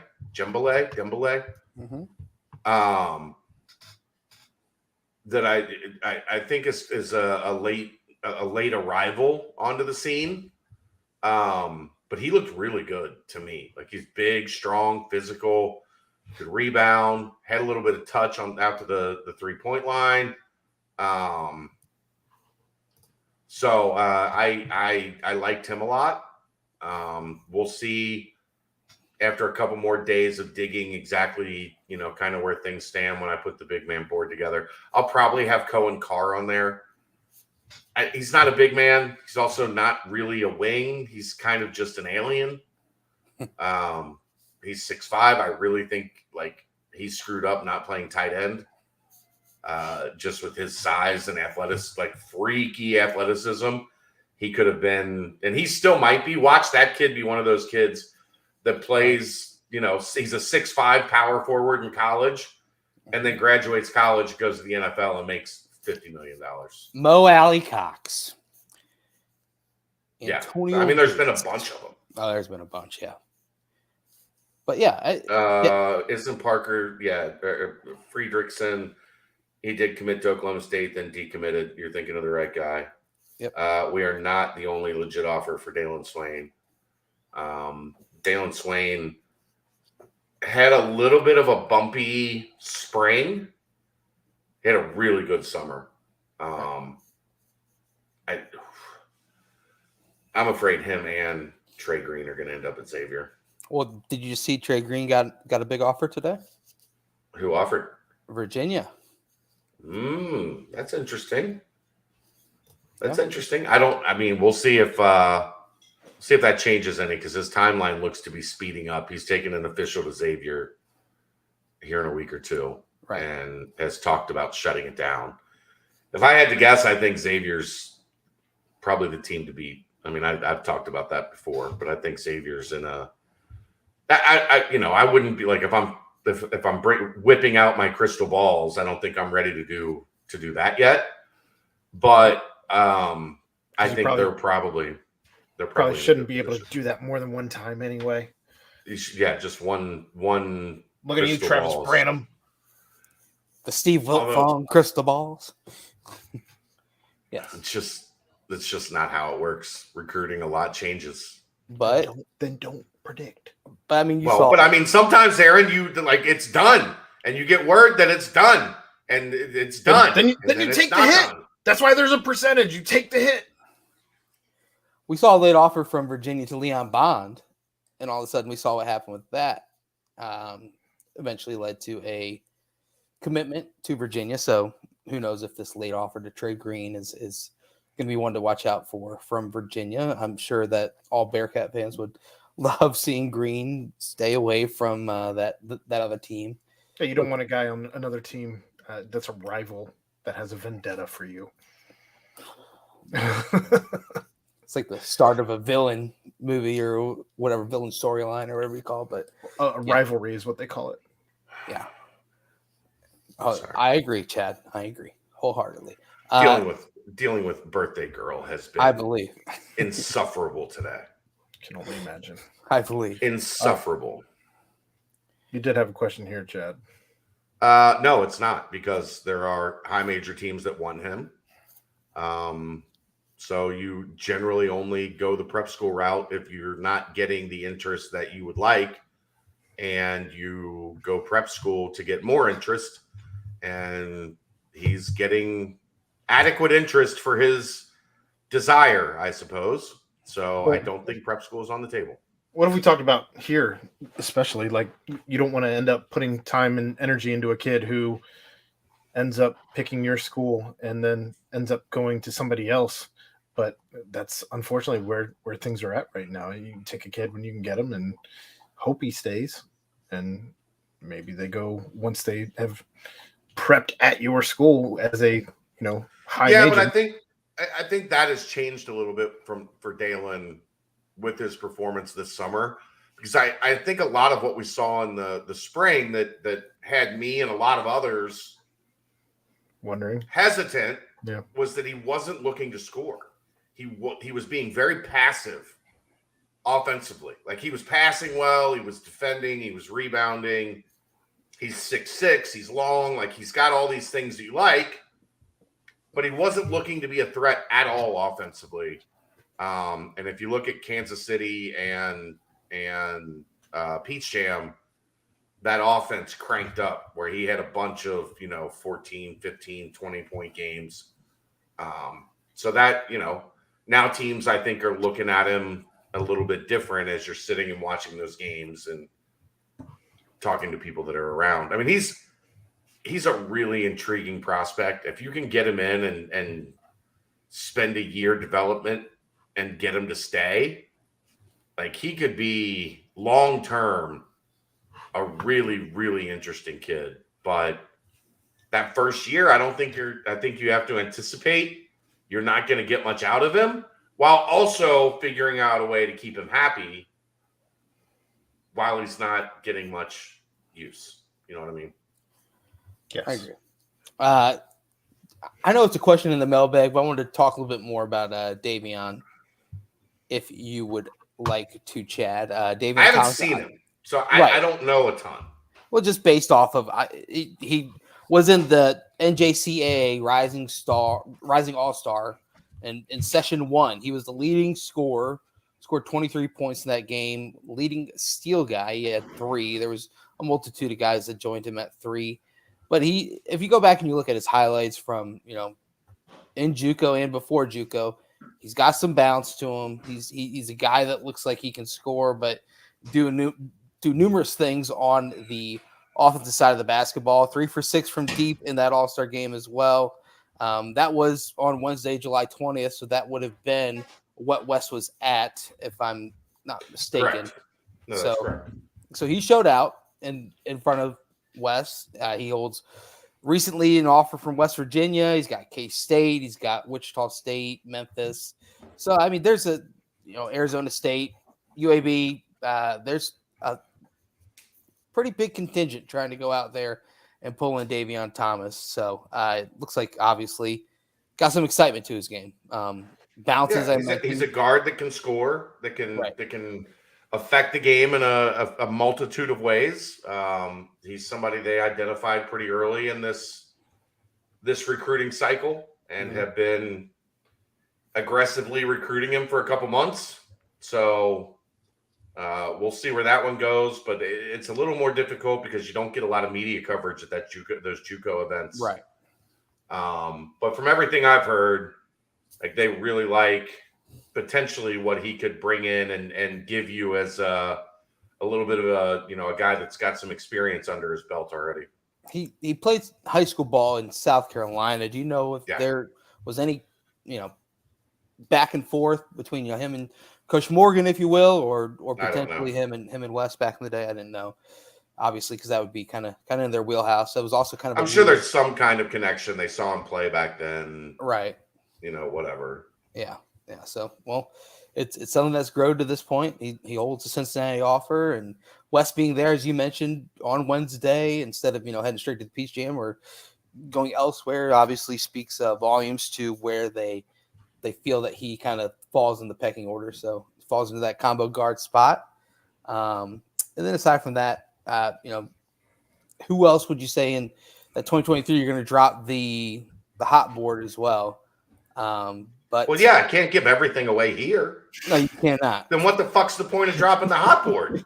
You got a good point. Maybe pile up the YouTube views. How about that? There we go. The people who pay for subscriptions get mad about that, Brent. Yeah. Well, we'll hit both two birds with I'm paying your bills with the subscriptions. So well, Chad, I know you any pulse, you mentioned Collier and Page. Obviously, there's been a lot of talks about that over the past so many odd days. Any change in pulse as far as your read on the Collier situation right now, or is it kind of obviously has the official visit to Michigan coming up soon? Don't know kind of your pulse on the situation up to this point. People I trust in the industry have a feeling this is trending towards the West Coast. And from what I've heard, that would mean USC. The Michigan visit is this week, I guess. Coming up here in the next, I think, 2 days. I think the 27th is the day I heard. I might be wrong on that, but I think the 27th. Michigan's got a little bit of ground to make up, but that's what you do on official visits, right? They're going to be the most recent memory that he has of a campus. So that is, while it is certainly a factor, I don't think it is always a deciding factor. But, I told you guys when I was, I think it was Louisville. Or no, it wasn't Louisville. It was Indianapolis. I was at every game. And every game, Juwan Howard was sitting right there. Yep. So I knew Michigan was like that. They weren't a major threat yet, but they were going to be. As things were playing out. So yeah, I have to take Michigan serious, but I still think this, from what I've been told, UC is still in a fighting stance, still in position with the work that they've done throughout this recruitment over the long haul. They've done a better job long haul than anybody, but long haul doesn't matter. It doesn't matter if you win 1,500 meters of the mile. Right. If somebody passes you in the last 100 meters. Yep. You ran the best race for 1,500 meters. You've got to figure out a way to finish. And that's what it's going to be on Wes Miller and his staff to do. The West Coast option has gotten the most buzz. From my understanding, that's USC. Does that mean that UCLA's out? No. I just think if he picks an LA school, my understanding of where that would be is USC. But now that, it's starting to look like, okay, they're entering decision mode. Now everybody's going to be making their final pitches. Everybody's going to be getting down to business with, this is why we need you. We're going to find out. Like, we've seen a couple times now that things have gotten questionable at the end, and Wes Miller has done a good job winning those battles at the end. Right. We saw it with Daniel Skillings, with NC State. We saw it again with NC State, with Landers Nolly. Mm-hmm. We've seen a couple of these situations where Cincinnati felt like they were in the lead, then it felt like it might have kind of slipped away, and then they closed strong and got the job done. Will that happen here? I don't know. But I definitely know Cincinnati is still very much right up there in the schools that are being heavily considered.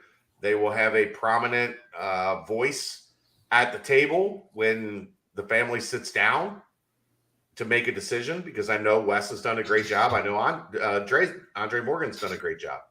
Guest of BBP fame, Andre Morgan. Yes, sir. Does that mean that they're going to get him? I don't know. Like, gun to my head, USC has had the momentum of late. You're going to have to steal that momentum away and win the game in the that final segment, that last media timeout in a close game. You're going to have to figure out how to get that done.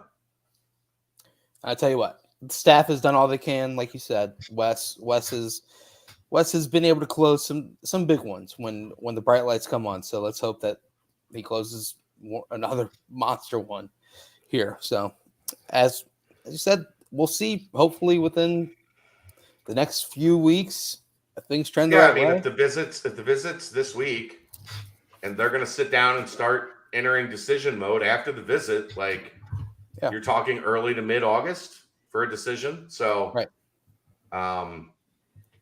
we'll see. We'll see if Wes can pull a rabbit out of the hat on this one. Amen. Would love to see it. Talking about current team, just real quick. Obviously, you and Aaron touched on it a little bit during the nightcap last week. It's just the whole locker room expansion / renovation, something to watch out for. Part of that, what they call it, the next level Big 12 movement. But yeah, I'm all for that. You guys already kind of wrapped that up pretty well. What is it? $6 million go into that, and kind of just pushing out, expanding, and making more space, using more space at a better advantage to the team and to the program. So something to continue to monitor, but also something that is further proof that they're trying to push things in the right direction for Wes and the program as the things just really hit the next level in the next year going forward. Aside from that, some of my favorite stuff out of Mike Rayfelt from the off season. Not only is it the body transformations, but it's the day that he does the verticals out there in the Fifth Third arena. And Aaron, I think you got to pull it up first. Nice look. I think. Look at this. You have Jarrett Hensley going up 12-1 is massive. 1 inch. Oof. Next up, Vic Locken, 11 and a half. And last but not least, Daniel Skillings up 15 pounds, hitting 11.10. over 40 inches in his vert. That's another good look there. I think that might be something new. And then he's got the water bottles. But no, that is some major bounce, some length out of those players as well.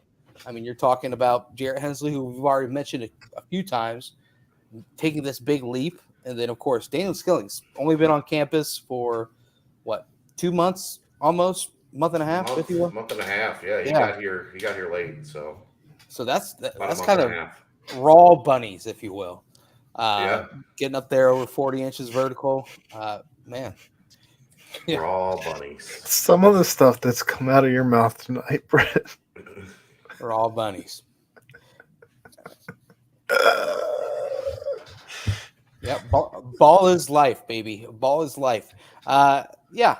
I mean, it's gonna be exciting to see as these players continue to develop. And the other fact is that all those guys are underclassmen, eligibility wise. So, hey, man, keep the ball rolling in the right direction and have these guys develop it. That's some monster hops out of these players. Monster. That's got to be the title of the show, right, Chad? Raw bunnies. We might get flagged. Probably get flagged. Either that or send them to the peacock. Send them to the peacock. All right. Send them to the cock is not going to be the title for this. Christ Almighty, I hope not. But anything else team wise, recruiting wise for basketball, Chad, or anything recruiting football wise? I mean, obviously things are quiet all around, but anything before we move on to the mailbag? No, they're Jalen Thompson is still out there. I guess Brandon Solis is still a long-term option, but that's a long way from a decision. Right. Other than that, I think the 2023 class pretty much has a bow on it unless there's subtractions and then additions based on those subtractions somewhere down the line. But as it stands, no, I think that'll answer this question right here from B. Meyer. About done with 2023 and far more focused on 24. That's what happens when you get like 14 commits in 2 weeks. And another thing to think about though is look at what they've done on the transfer market. You know, you've got a guy on the Blitnikoff Award watch list, a guy on the Butkus Award watch list. You've got the potential starting quarterback, potential starting kicker, potential starting running back, a defensive end. Your left tackle's a transfer. Starting left tackle's a transfer. It's going to be that's another growing thing in this whole transfer market. You want to have enough flexibility to add in place where you need. So big time. Time for the mailbag. Mailbag. No promises. Yes, one way or Stephen. Aaron is going to ban you. All right. What a weird night. It's been a couple weird weeks, man. I don't know what's going on. It's the end of the offseason, man. We're almost to the finish line. We're almost to being able to talk football again. If you listen to any podcasts out there right now, sports podcasts, it's a little weird because you're trying to fill some things with July. So we're right on pat. So we're entering the football portion of the mailbag. The AAC has 19 regular season games this year versus Power 5 opponents, including BYU and Notre Dame. How many games does the conference need to get an A grade, B, C, and so on?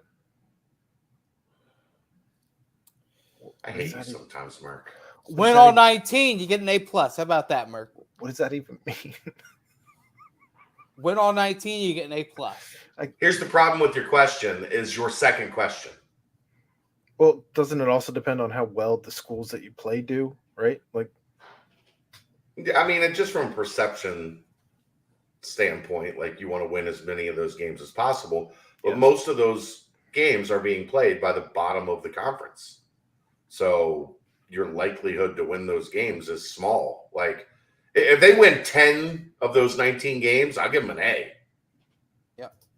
Because this conference stinks and they're not in a position to win a bunch of those games. And I mean, if I'm handicapping Cincinnati, Arkansas right now, I'm picking Arkansas. And Cincinnati's one of the best teams in the conference, if not the best team in the conference. So, I mean, if they get 10, that's an A. 8 is a B. 6 is a C, and so on. Guys, I worked in the and so on there. I like that, and so on. Here's just week 1 for you guys. Temple at Duke. NC State at ECU. That's interesting. Holton Ahlers, is looking to finish out his 14th year at ECU. He's like Tom Brady at ECU. What's going on? Cincy at Arkansas. Yeah. Memphis at Mississippi State. Memphis has given Mississippi State fits in the past, but I mean, look, if they get one win in that window, that's pretty good. Yeah, I mean, considering if you're looking at it, because some of these P5 schools, like Louisville at UCF, Houston at Texas Tech. I'm sure there's some more stiffer competition later on, but it's those two games are winnable for UCF and right. And then it's like Tulane at Kansas State, Kansas at Houston. Kansas State's going to be pretty good. Yeah. Houston better smack the shit out of Kansas. Right. 13 of these, this is what AAC programs that will still be in the AAC.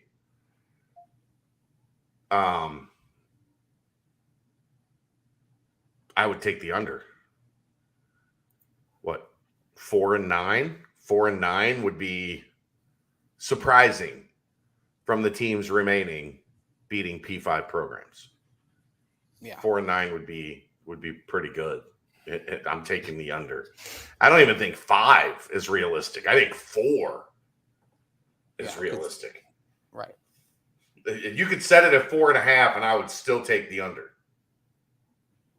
Yeah. Aaron? Woof. I'm with you. You didn't say anything that I would disagree with. And I think that even the Memphis, Mississippi State, I don't know that I'm giving the nod to Memphis. Right. I mean, Rutgers at Temple, USF at Florida, SMU at Maryland. Maryland's SMU's old. Like, they've got a lot of, transfers and guys that are back and a different coach. So maybe they're not soft as shit. Maryland's still not earning that full Big Ten money until this season. This is the first season I think they're finally earning full Big Ten money. Congratulations. Yay. Here's a big one. Philip Montgomery going to go in and get a staple win against Lane Kiffin and the Ole Miss Rebels. How about that? There we go. I mean, we'll get into a lot of this later, B. Meyer, but Houston should be in the championship game. Like, if they don't, they didn't have a season near where they're expected. All right. Also from UC Merck, in a hypothetical world, which player that is no longer eligible from last year's team would you think would have the biggest impact on this year's team if they were playing on it? Ahmad Gardner. Him or Dez? I mean, I think that you have formidable. Pretty easy answer. I think you have formidable options to replace Dez, although we don't know which quarterback it's going to be. I think you have formidable options to replace Dez. I don't know that on the other side of the field that the options are the same caliber. Right. But, I think if you have Desmond Ridder at quarterback going at Arkansas week 1, you feel a lot more confident than if you have just Sauce on defense and then still the question mark. That probably won't be a question mark anymore, but agree to disagree. At this point right now. I don't agree with that. I don't think people are going to grasp how important Ahmad Gardner was until believe me, I'm on that train. Season begins. I'm on that train completely. But I would feel Dez won a lot of games. I would feel more comfortable knowing Sauce. Dez won a lot of games with Ahmad Gardner with Sauce at boundary corner. I agree. I'm not disagreeing with that one bit. I'm just saying it'll be. You're playing devil's advocate a little bit. I get it. That's the 1A, 1B. There's no doubt. But as I have said many times, Ahmad Gardner is the most dominant player in the history of UC football, and it's not particularly close. And if I could add one player to this team, it would be the most dominant player in UC football. No He doubt. still has a year of eligibility left, by the way. What, if anything, Two. do you guys? Yeah, well, Technically, year. too. Two. COVID year. Bring it back. What, if anything, do you guys think is to be said about the fact that our first commits of 2022 being Segre Graham and 2023 AJ Sally decommitted and then started receiving offers, and in the case of Graham, committed to schools well below UC? Does UC need to adjust their early class recruiting and information gathering before they accept commitment from kids in the early stages of a recruiting cycle? No, because who cares? They didn't sign, they committed, and then they didn't develop, so they weren't committed. Like I look, taking kids that early, as UC did with both of those kids, is a huge gamble.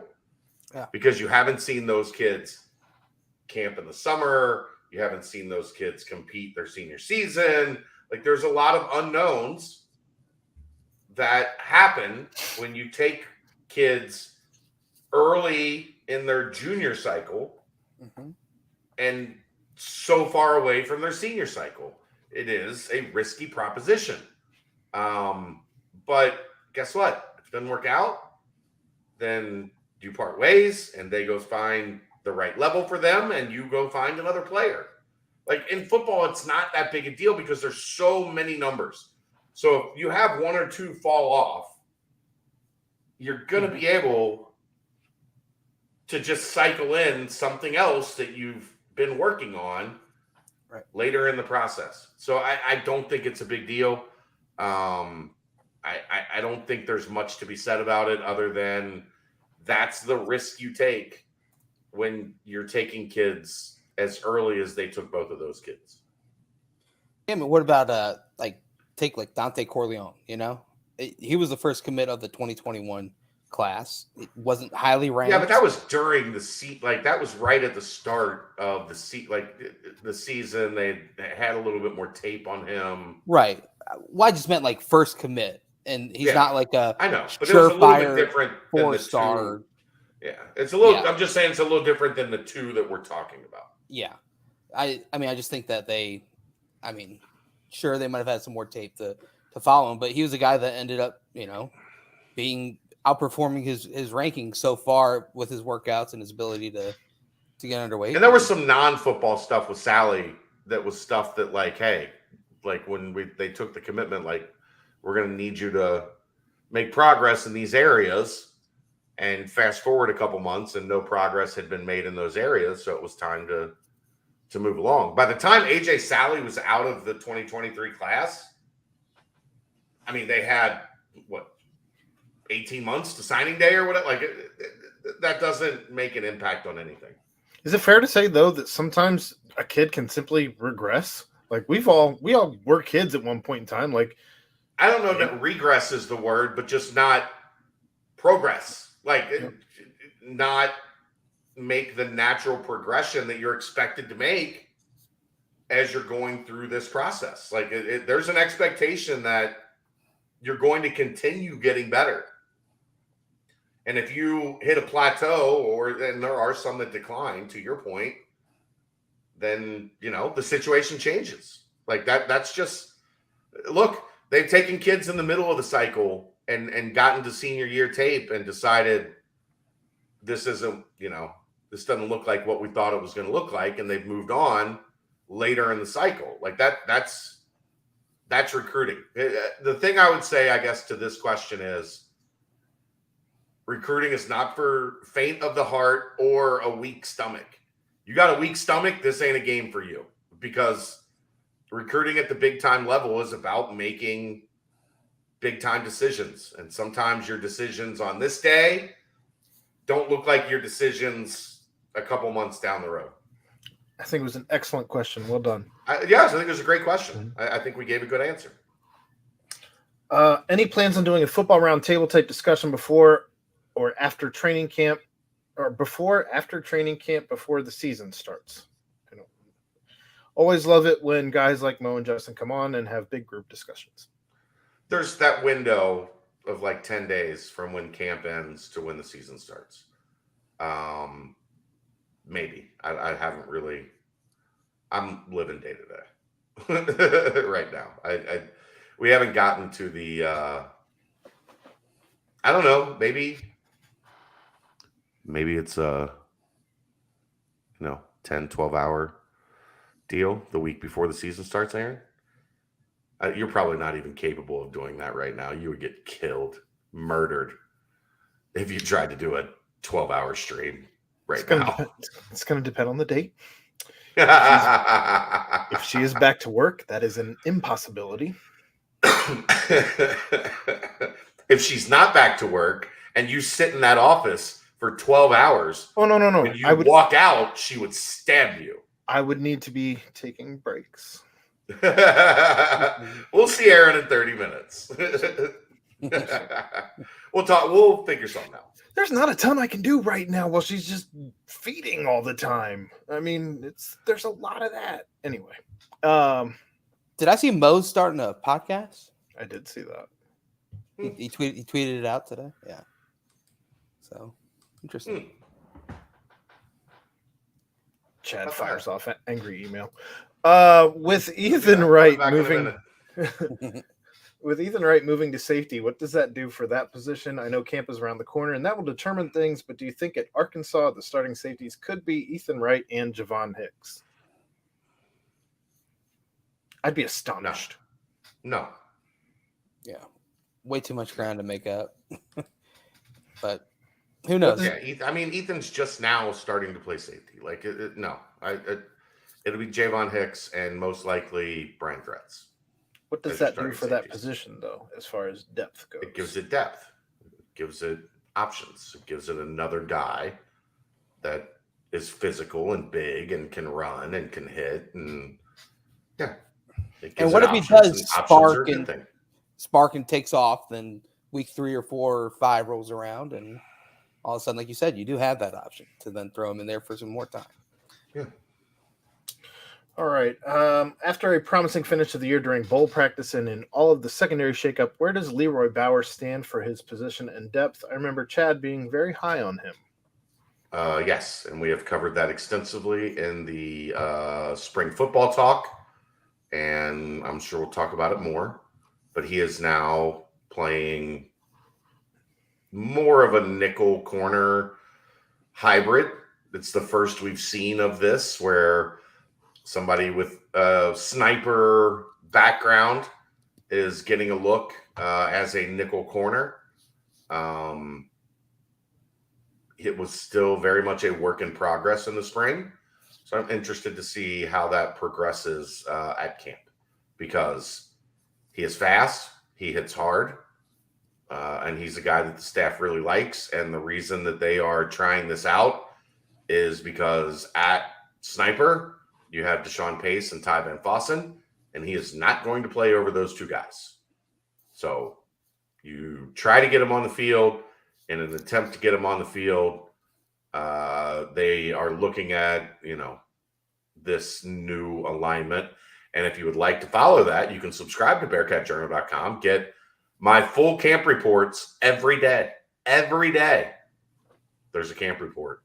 And then Aaron and I will talk about 1 or 2 things on the nightcap. But if you want the meat and potatoes, you got to be a member. Meat and potatoes kind of guy. Or maybe we just make the nightcap members only for camp. Oh. And then you'll have to subscribe to the YouTube channel to get the nightcap. Really ruffle some feathers. We'll see. I think Martner will have a huge year. Wasn't one of Dez's faults early last year that he would not throw it up for Pierce and take the check down. Maybe a less experienced quarterback makes that lower percentage throw. Martner would be the beneficiary of that. Faults according to who? Like, a fault is not our quarterback decided not to throw it up against good coverage. That's not a fault. That's what a check down is for. Maybe. I think the check down was the smartest move more often than not. That's how you don't throw a lot of interceptions. Right. Do I think Ben Bryant will take more chances than Des Ridder? Yeah. I don't know about Prater. If he wins the job, like if he's just going to be, laying it out there and saying my arm has got this, but that is a Ben Bryant trait. Ben Bryant's got some gunslinger to him. but I don't know. I know why you put it in quotation marks. I don't agree that it was a fault. That instead of just chucking it up and hoping AP made a play, that he took the check down and got a more reliable sure thing. That's the football portion of the mailbag. But we all think Mardner's going to have a very good year. He's my pick to lead the team in receiving yards. And as I said before, Aaron and I saw a couple of the old chucker down the field and let the guy go catch it at the spring game. So, yep. So first question in the basketball portion, Chad, can you speak on Davion Thomas a little more? Is he Big 12 caliber? Are we in a good spot with him? Who's the competition for him? Do we need to talk any more on Davion Thomas? Is that No, I'm still working on a little more information on him. Like I said, it's difficult because I'm not as connected at the JUCO level as I am at the high school level. I just don't get to any of those events. I have not seen them myself. I rely very heavily on being able to make in-person evaluations. I'm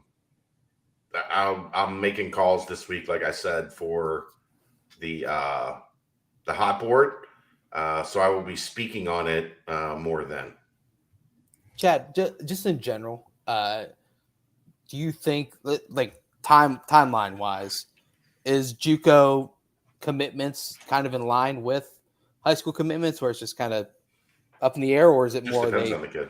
They play their season and then make the decision afterwards? No, it just depends on the kid. And in fact, a lot more like generally JUCOs, if they can, would like to get it done before they have a season because you're not playing elite competition. You don't want, maybe you have a bad month or whatever, and somebody goes cold on you because, well, they're a JUCO and they should be dominating. Well, maybe you sprained your pinky and you're playing through it, or who knows? But like generally, they like to get things done about the same. Like most high school kids want to get things done before the season starts. Right. I think JUCO's in a similar boat. Okay. All right. Evening, fellas. For each of you, what's your first UC basketball memory and what's your best UC basketball memory? I'll let you guys have a swing at this one. You guys are the fans. Do you have one ready, Aaron? First UC basketball memory was the first game I got to go to was with my best friend, Paul. His dad took us, RIP Bobo, and he took us down to a game. I think we sat either the very highest bench back in the 90s or the one directly below that bench. It was definitely way up there. I was a young lad, back when they were represented by Jordan Brand and doing highlight reels on ESPN. Best UC basketball memories, probably the Trey Scott game winner. Okay. The senior day? Temple? Yeah, Temple. Right before the earth stood still in the pandemic of 2027. The last game before the pandemic? Yeah. I was hammered. There we go. For me, hey Chad, hey Justin, I'm here. We got work for you guys. What?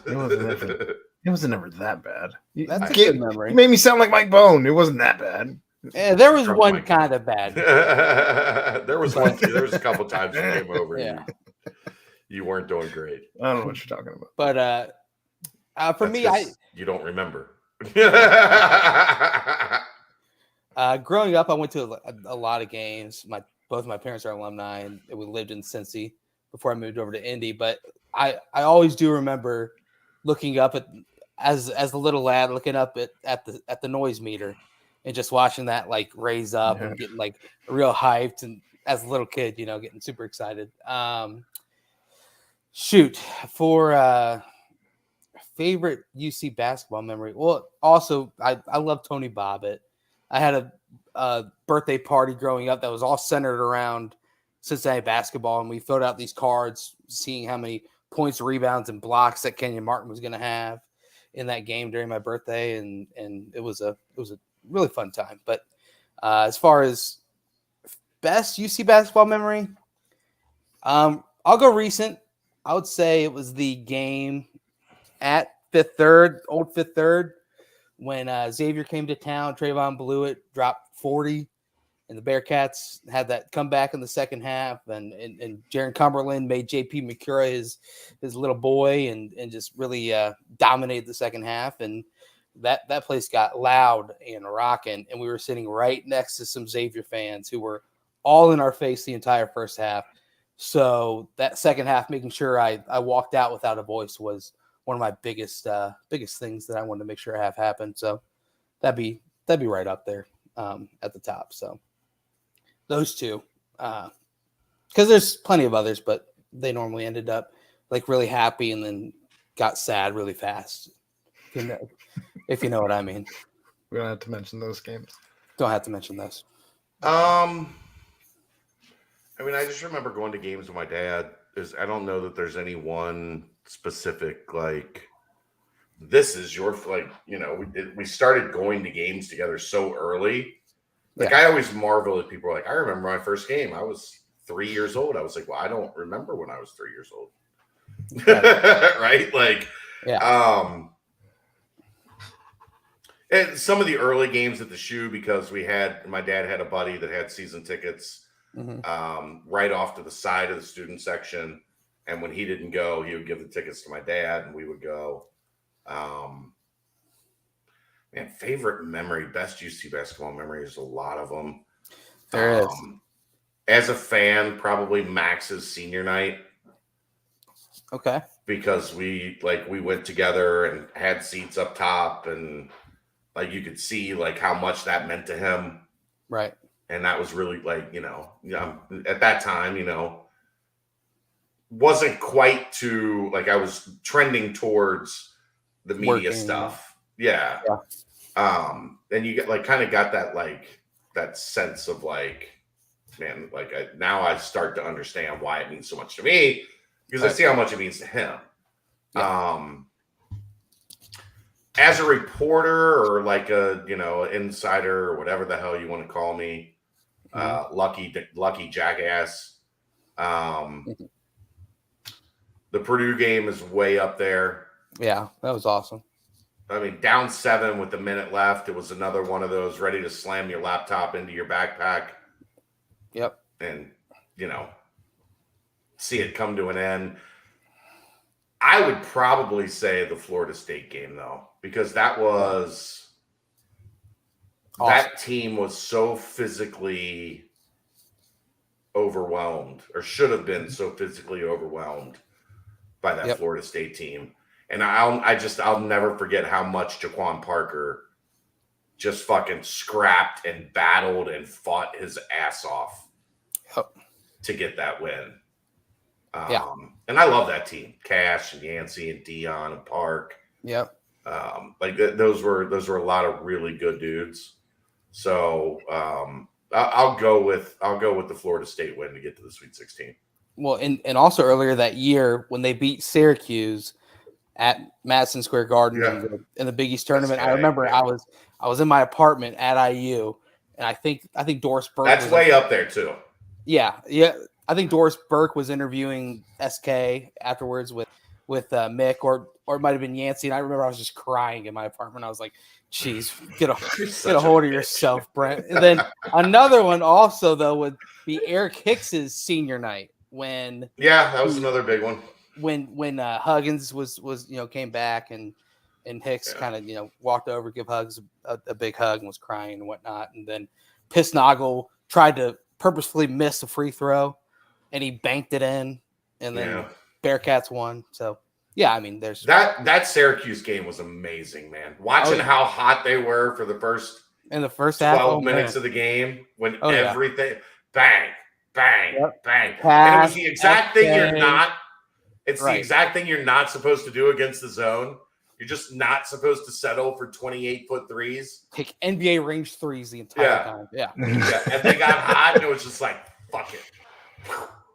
And then SK banked one in, and you're like, let's go. 26-13, 29-13, 32-13. Like, what the hell is happening? Right. That was and coming off of the Georgetown Georgetown game was OT. awesome. Yeah.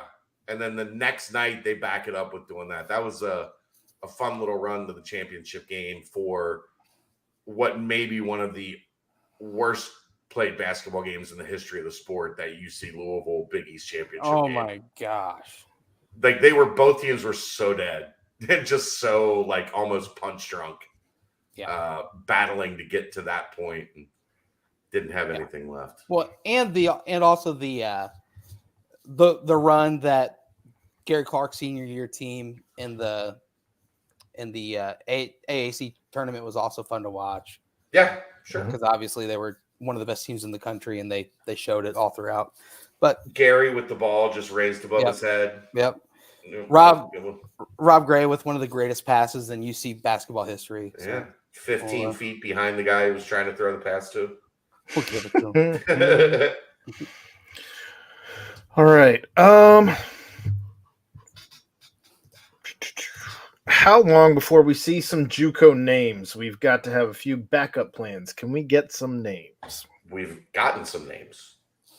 So there will be a name or two on the big man list. We've talked Davion Thomas.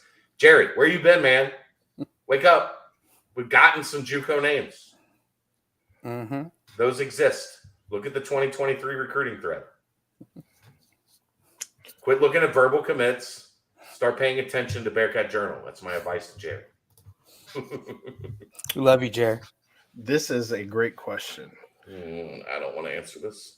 Would you rather have 1 year of Isaiah Collier or 4 years of Trey Green if you knew for sure you could get one of the two? This is a really hard question to answer. It is. The correct answer is ultimately Collier, because it opens you up to a level of recruiting that hasn't been seen here in 25 years. Right. So once you introduce yourself as a program that is a player and you have a coach that is able to get those type of kids, it allows you to get in the conversation with more of those type of kids. On the court,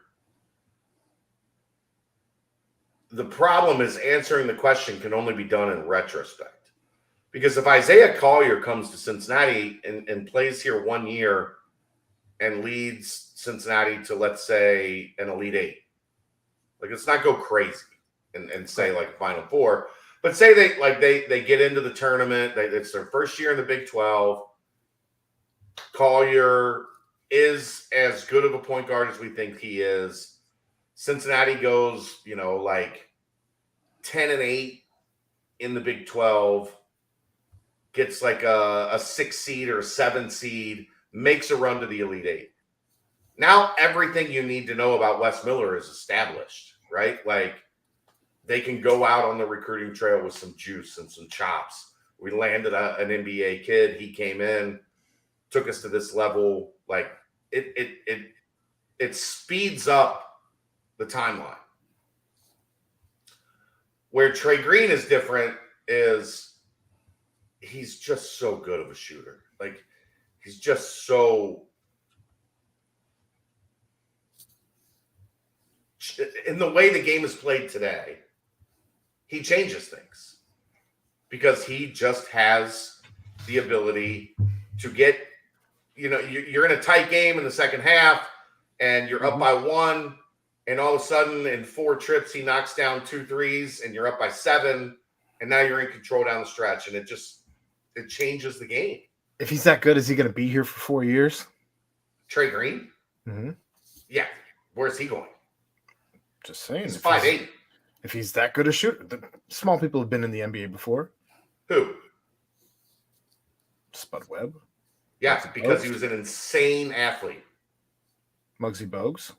Because he was an insane. Those guys won dunk contests, Aaron. I understand, but we also know that the NBA is well documented as listing players taller than they actually were. That's a thing. Huh?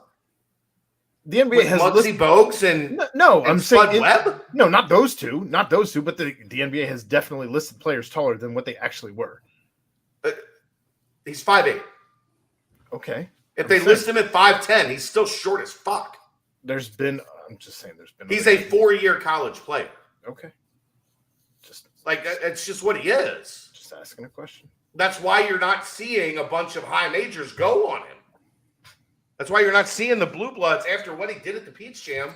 Like Virginia jumped in, because they value efficiency. And I think his overall field goal efficiency at the Peach Jam was like almost 70%. I think it was like, the top marks of the Peach Jam. Yeah. But he did 5'8". He did throw down a dunk or two in the Peach Jam as well. He's got decent athletic. Like, he's not a bad athlete, but he's not like, if you go back and look at I know Muggsy Bogues and Spud Webb, like they were disgusting athletes. And they were also both like 5'5". And then you look at like Carson Edwards.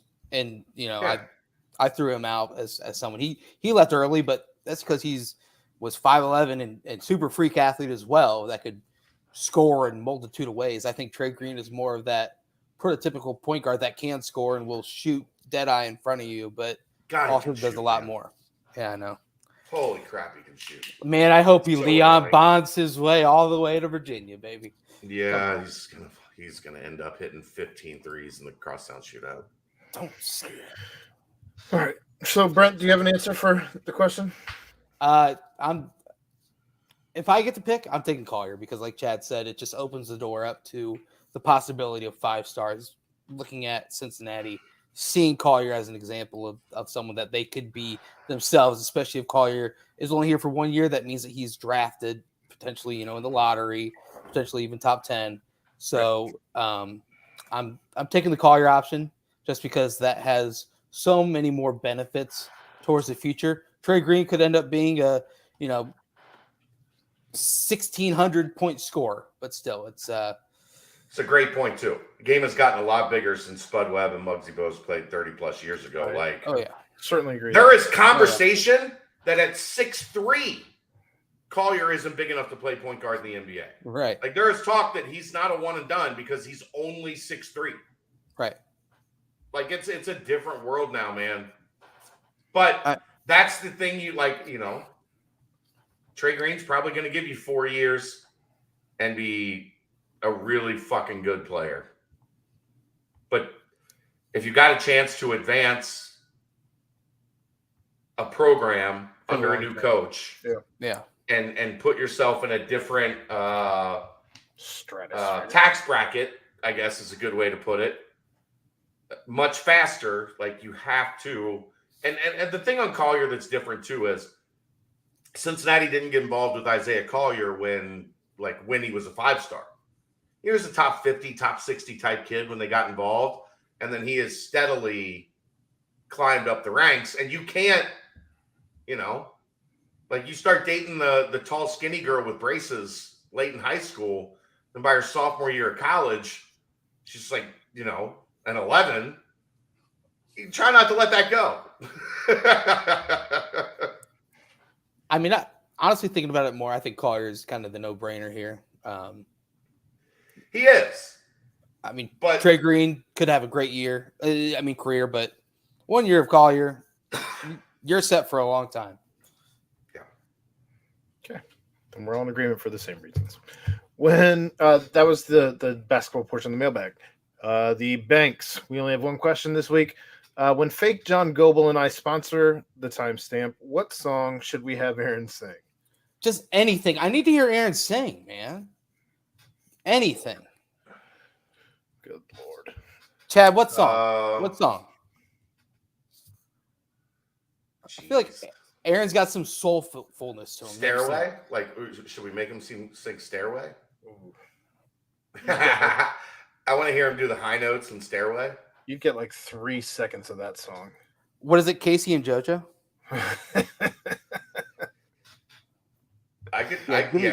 Give me Crazy by Casey and JoJo. Crazy. That's not the Casey and JoJo song that's not the Jodeci song I would pick. I would say, I'm going crazy, crazy, crazy, just thinking. All right, yeah, that's it. That's about all I got for you. Enough. Yeah. All right, rapid fire. Best ice cream flavor. I'm going chocolate chip from Graders. Okay. Chad? I'm basic at chocolate, unless I'm doing it with something else. Like if I have a chocolate chip cookie, then I want a vanilla bean. Okay. Well, Wes picked out chocolate chip cookie dough for all of you wondering out there. If you see him at Graders and want to buy him a cone, my pick is the Java chip. I love a coffee ice cream with a big old chips from Graders. Best donut. Now, are we talking brand or actual donut? Let's do both. Brett knows my answer. Yeah. Let's do both, Aaron. The peanut butter fluff Long John at Titus Donuts up in Indianapolis. So very specific. Noblesville, technically, yeah. Northern Indianapolis, Noblesville, correct.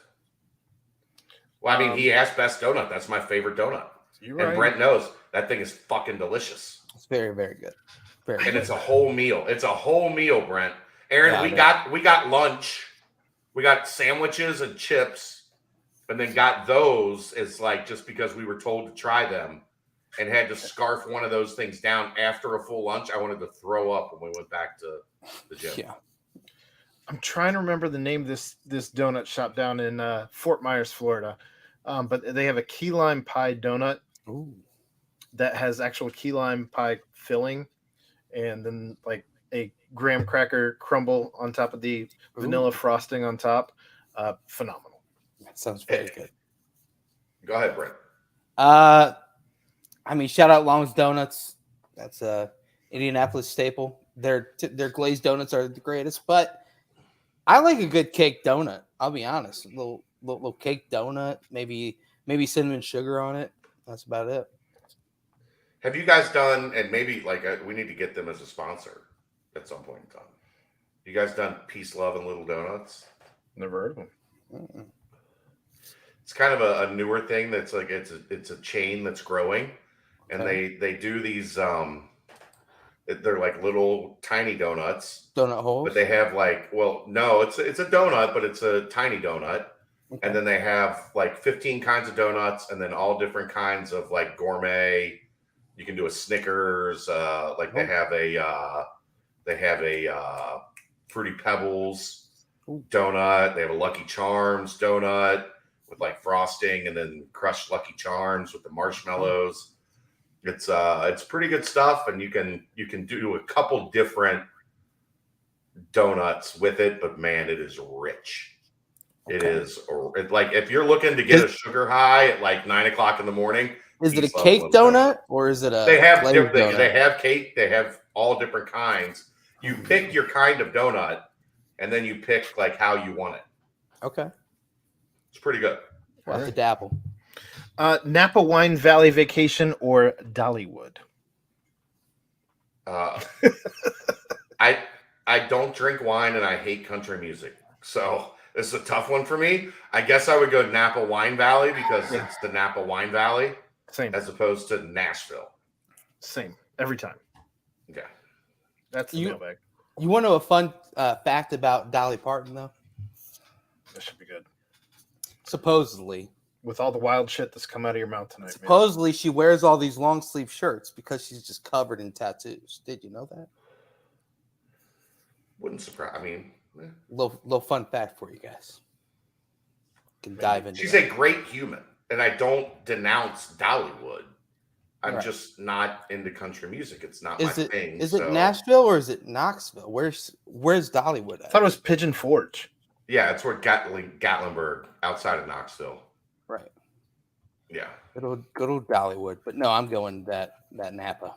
Take me to Napa. Take me back to Napa. I would love to I love California. Yeah. I know everybody when I mention that it's the taxes. And I'm I'm just going to visit, man.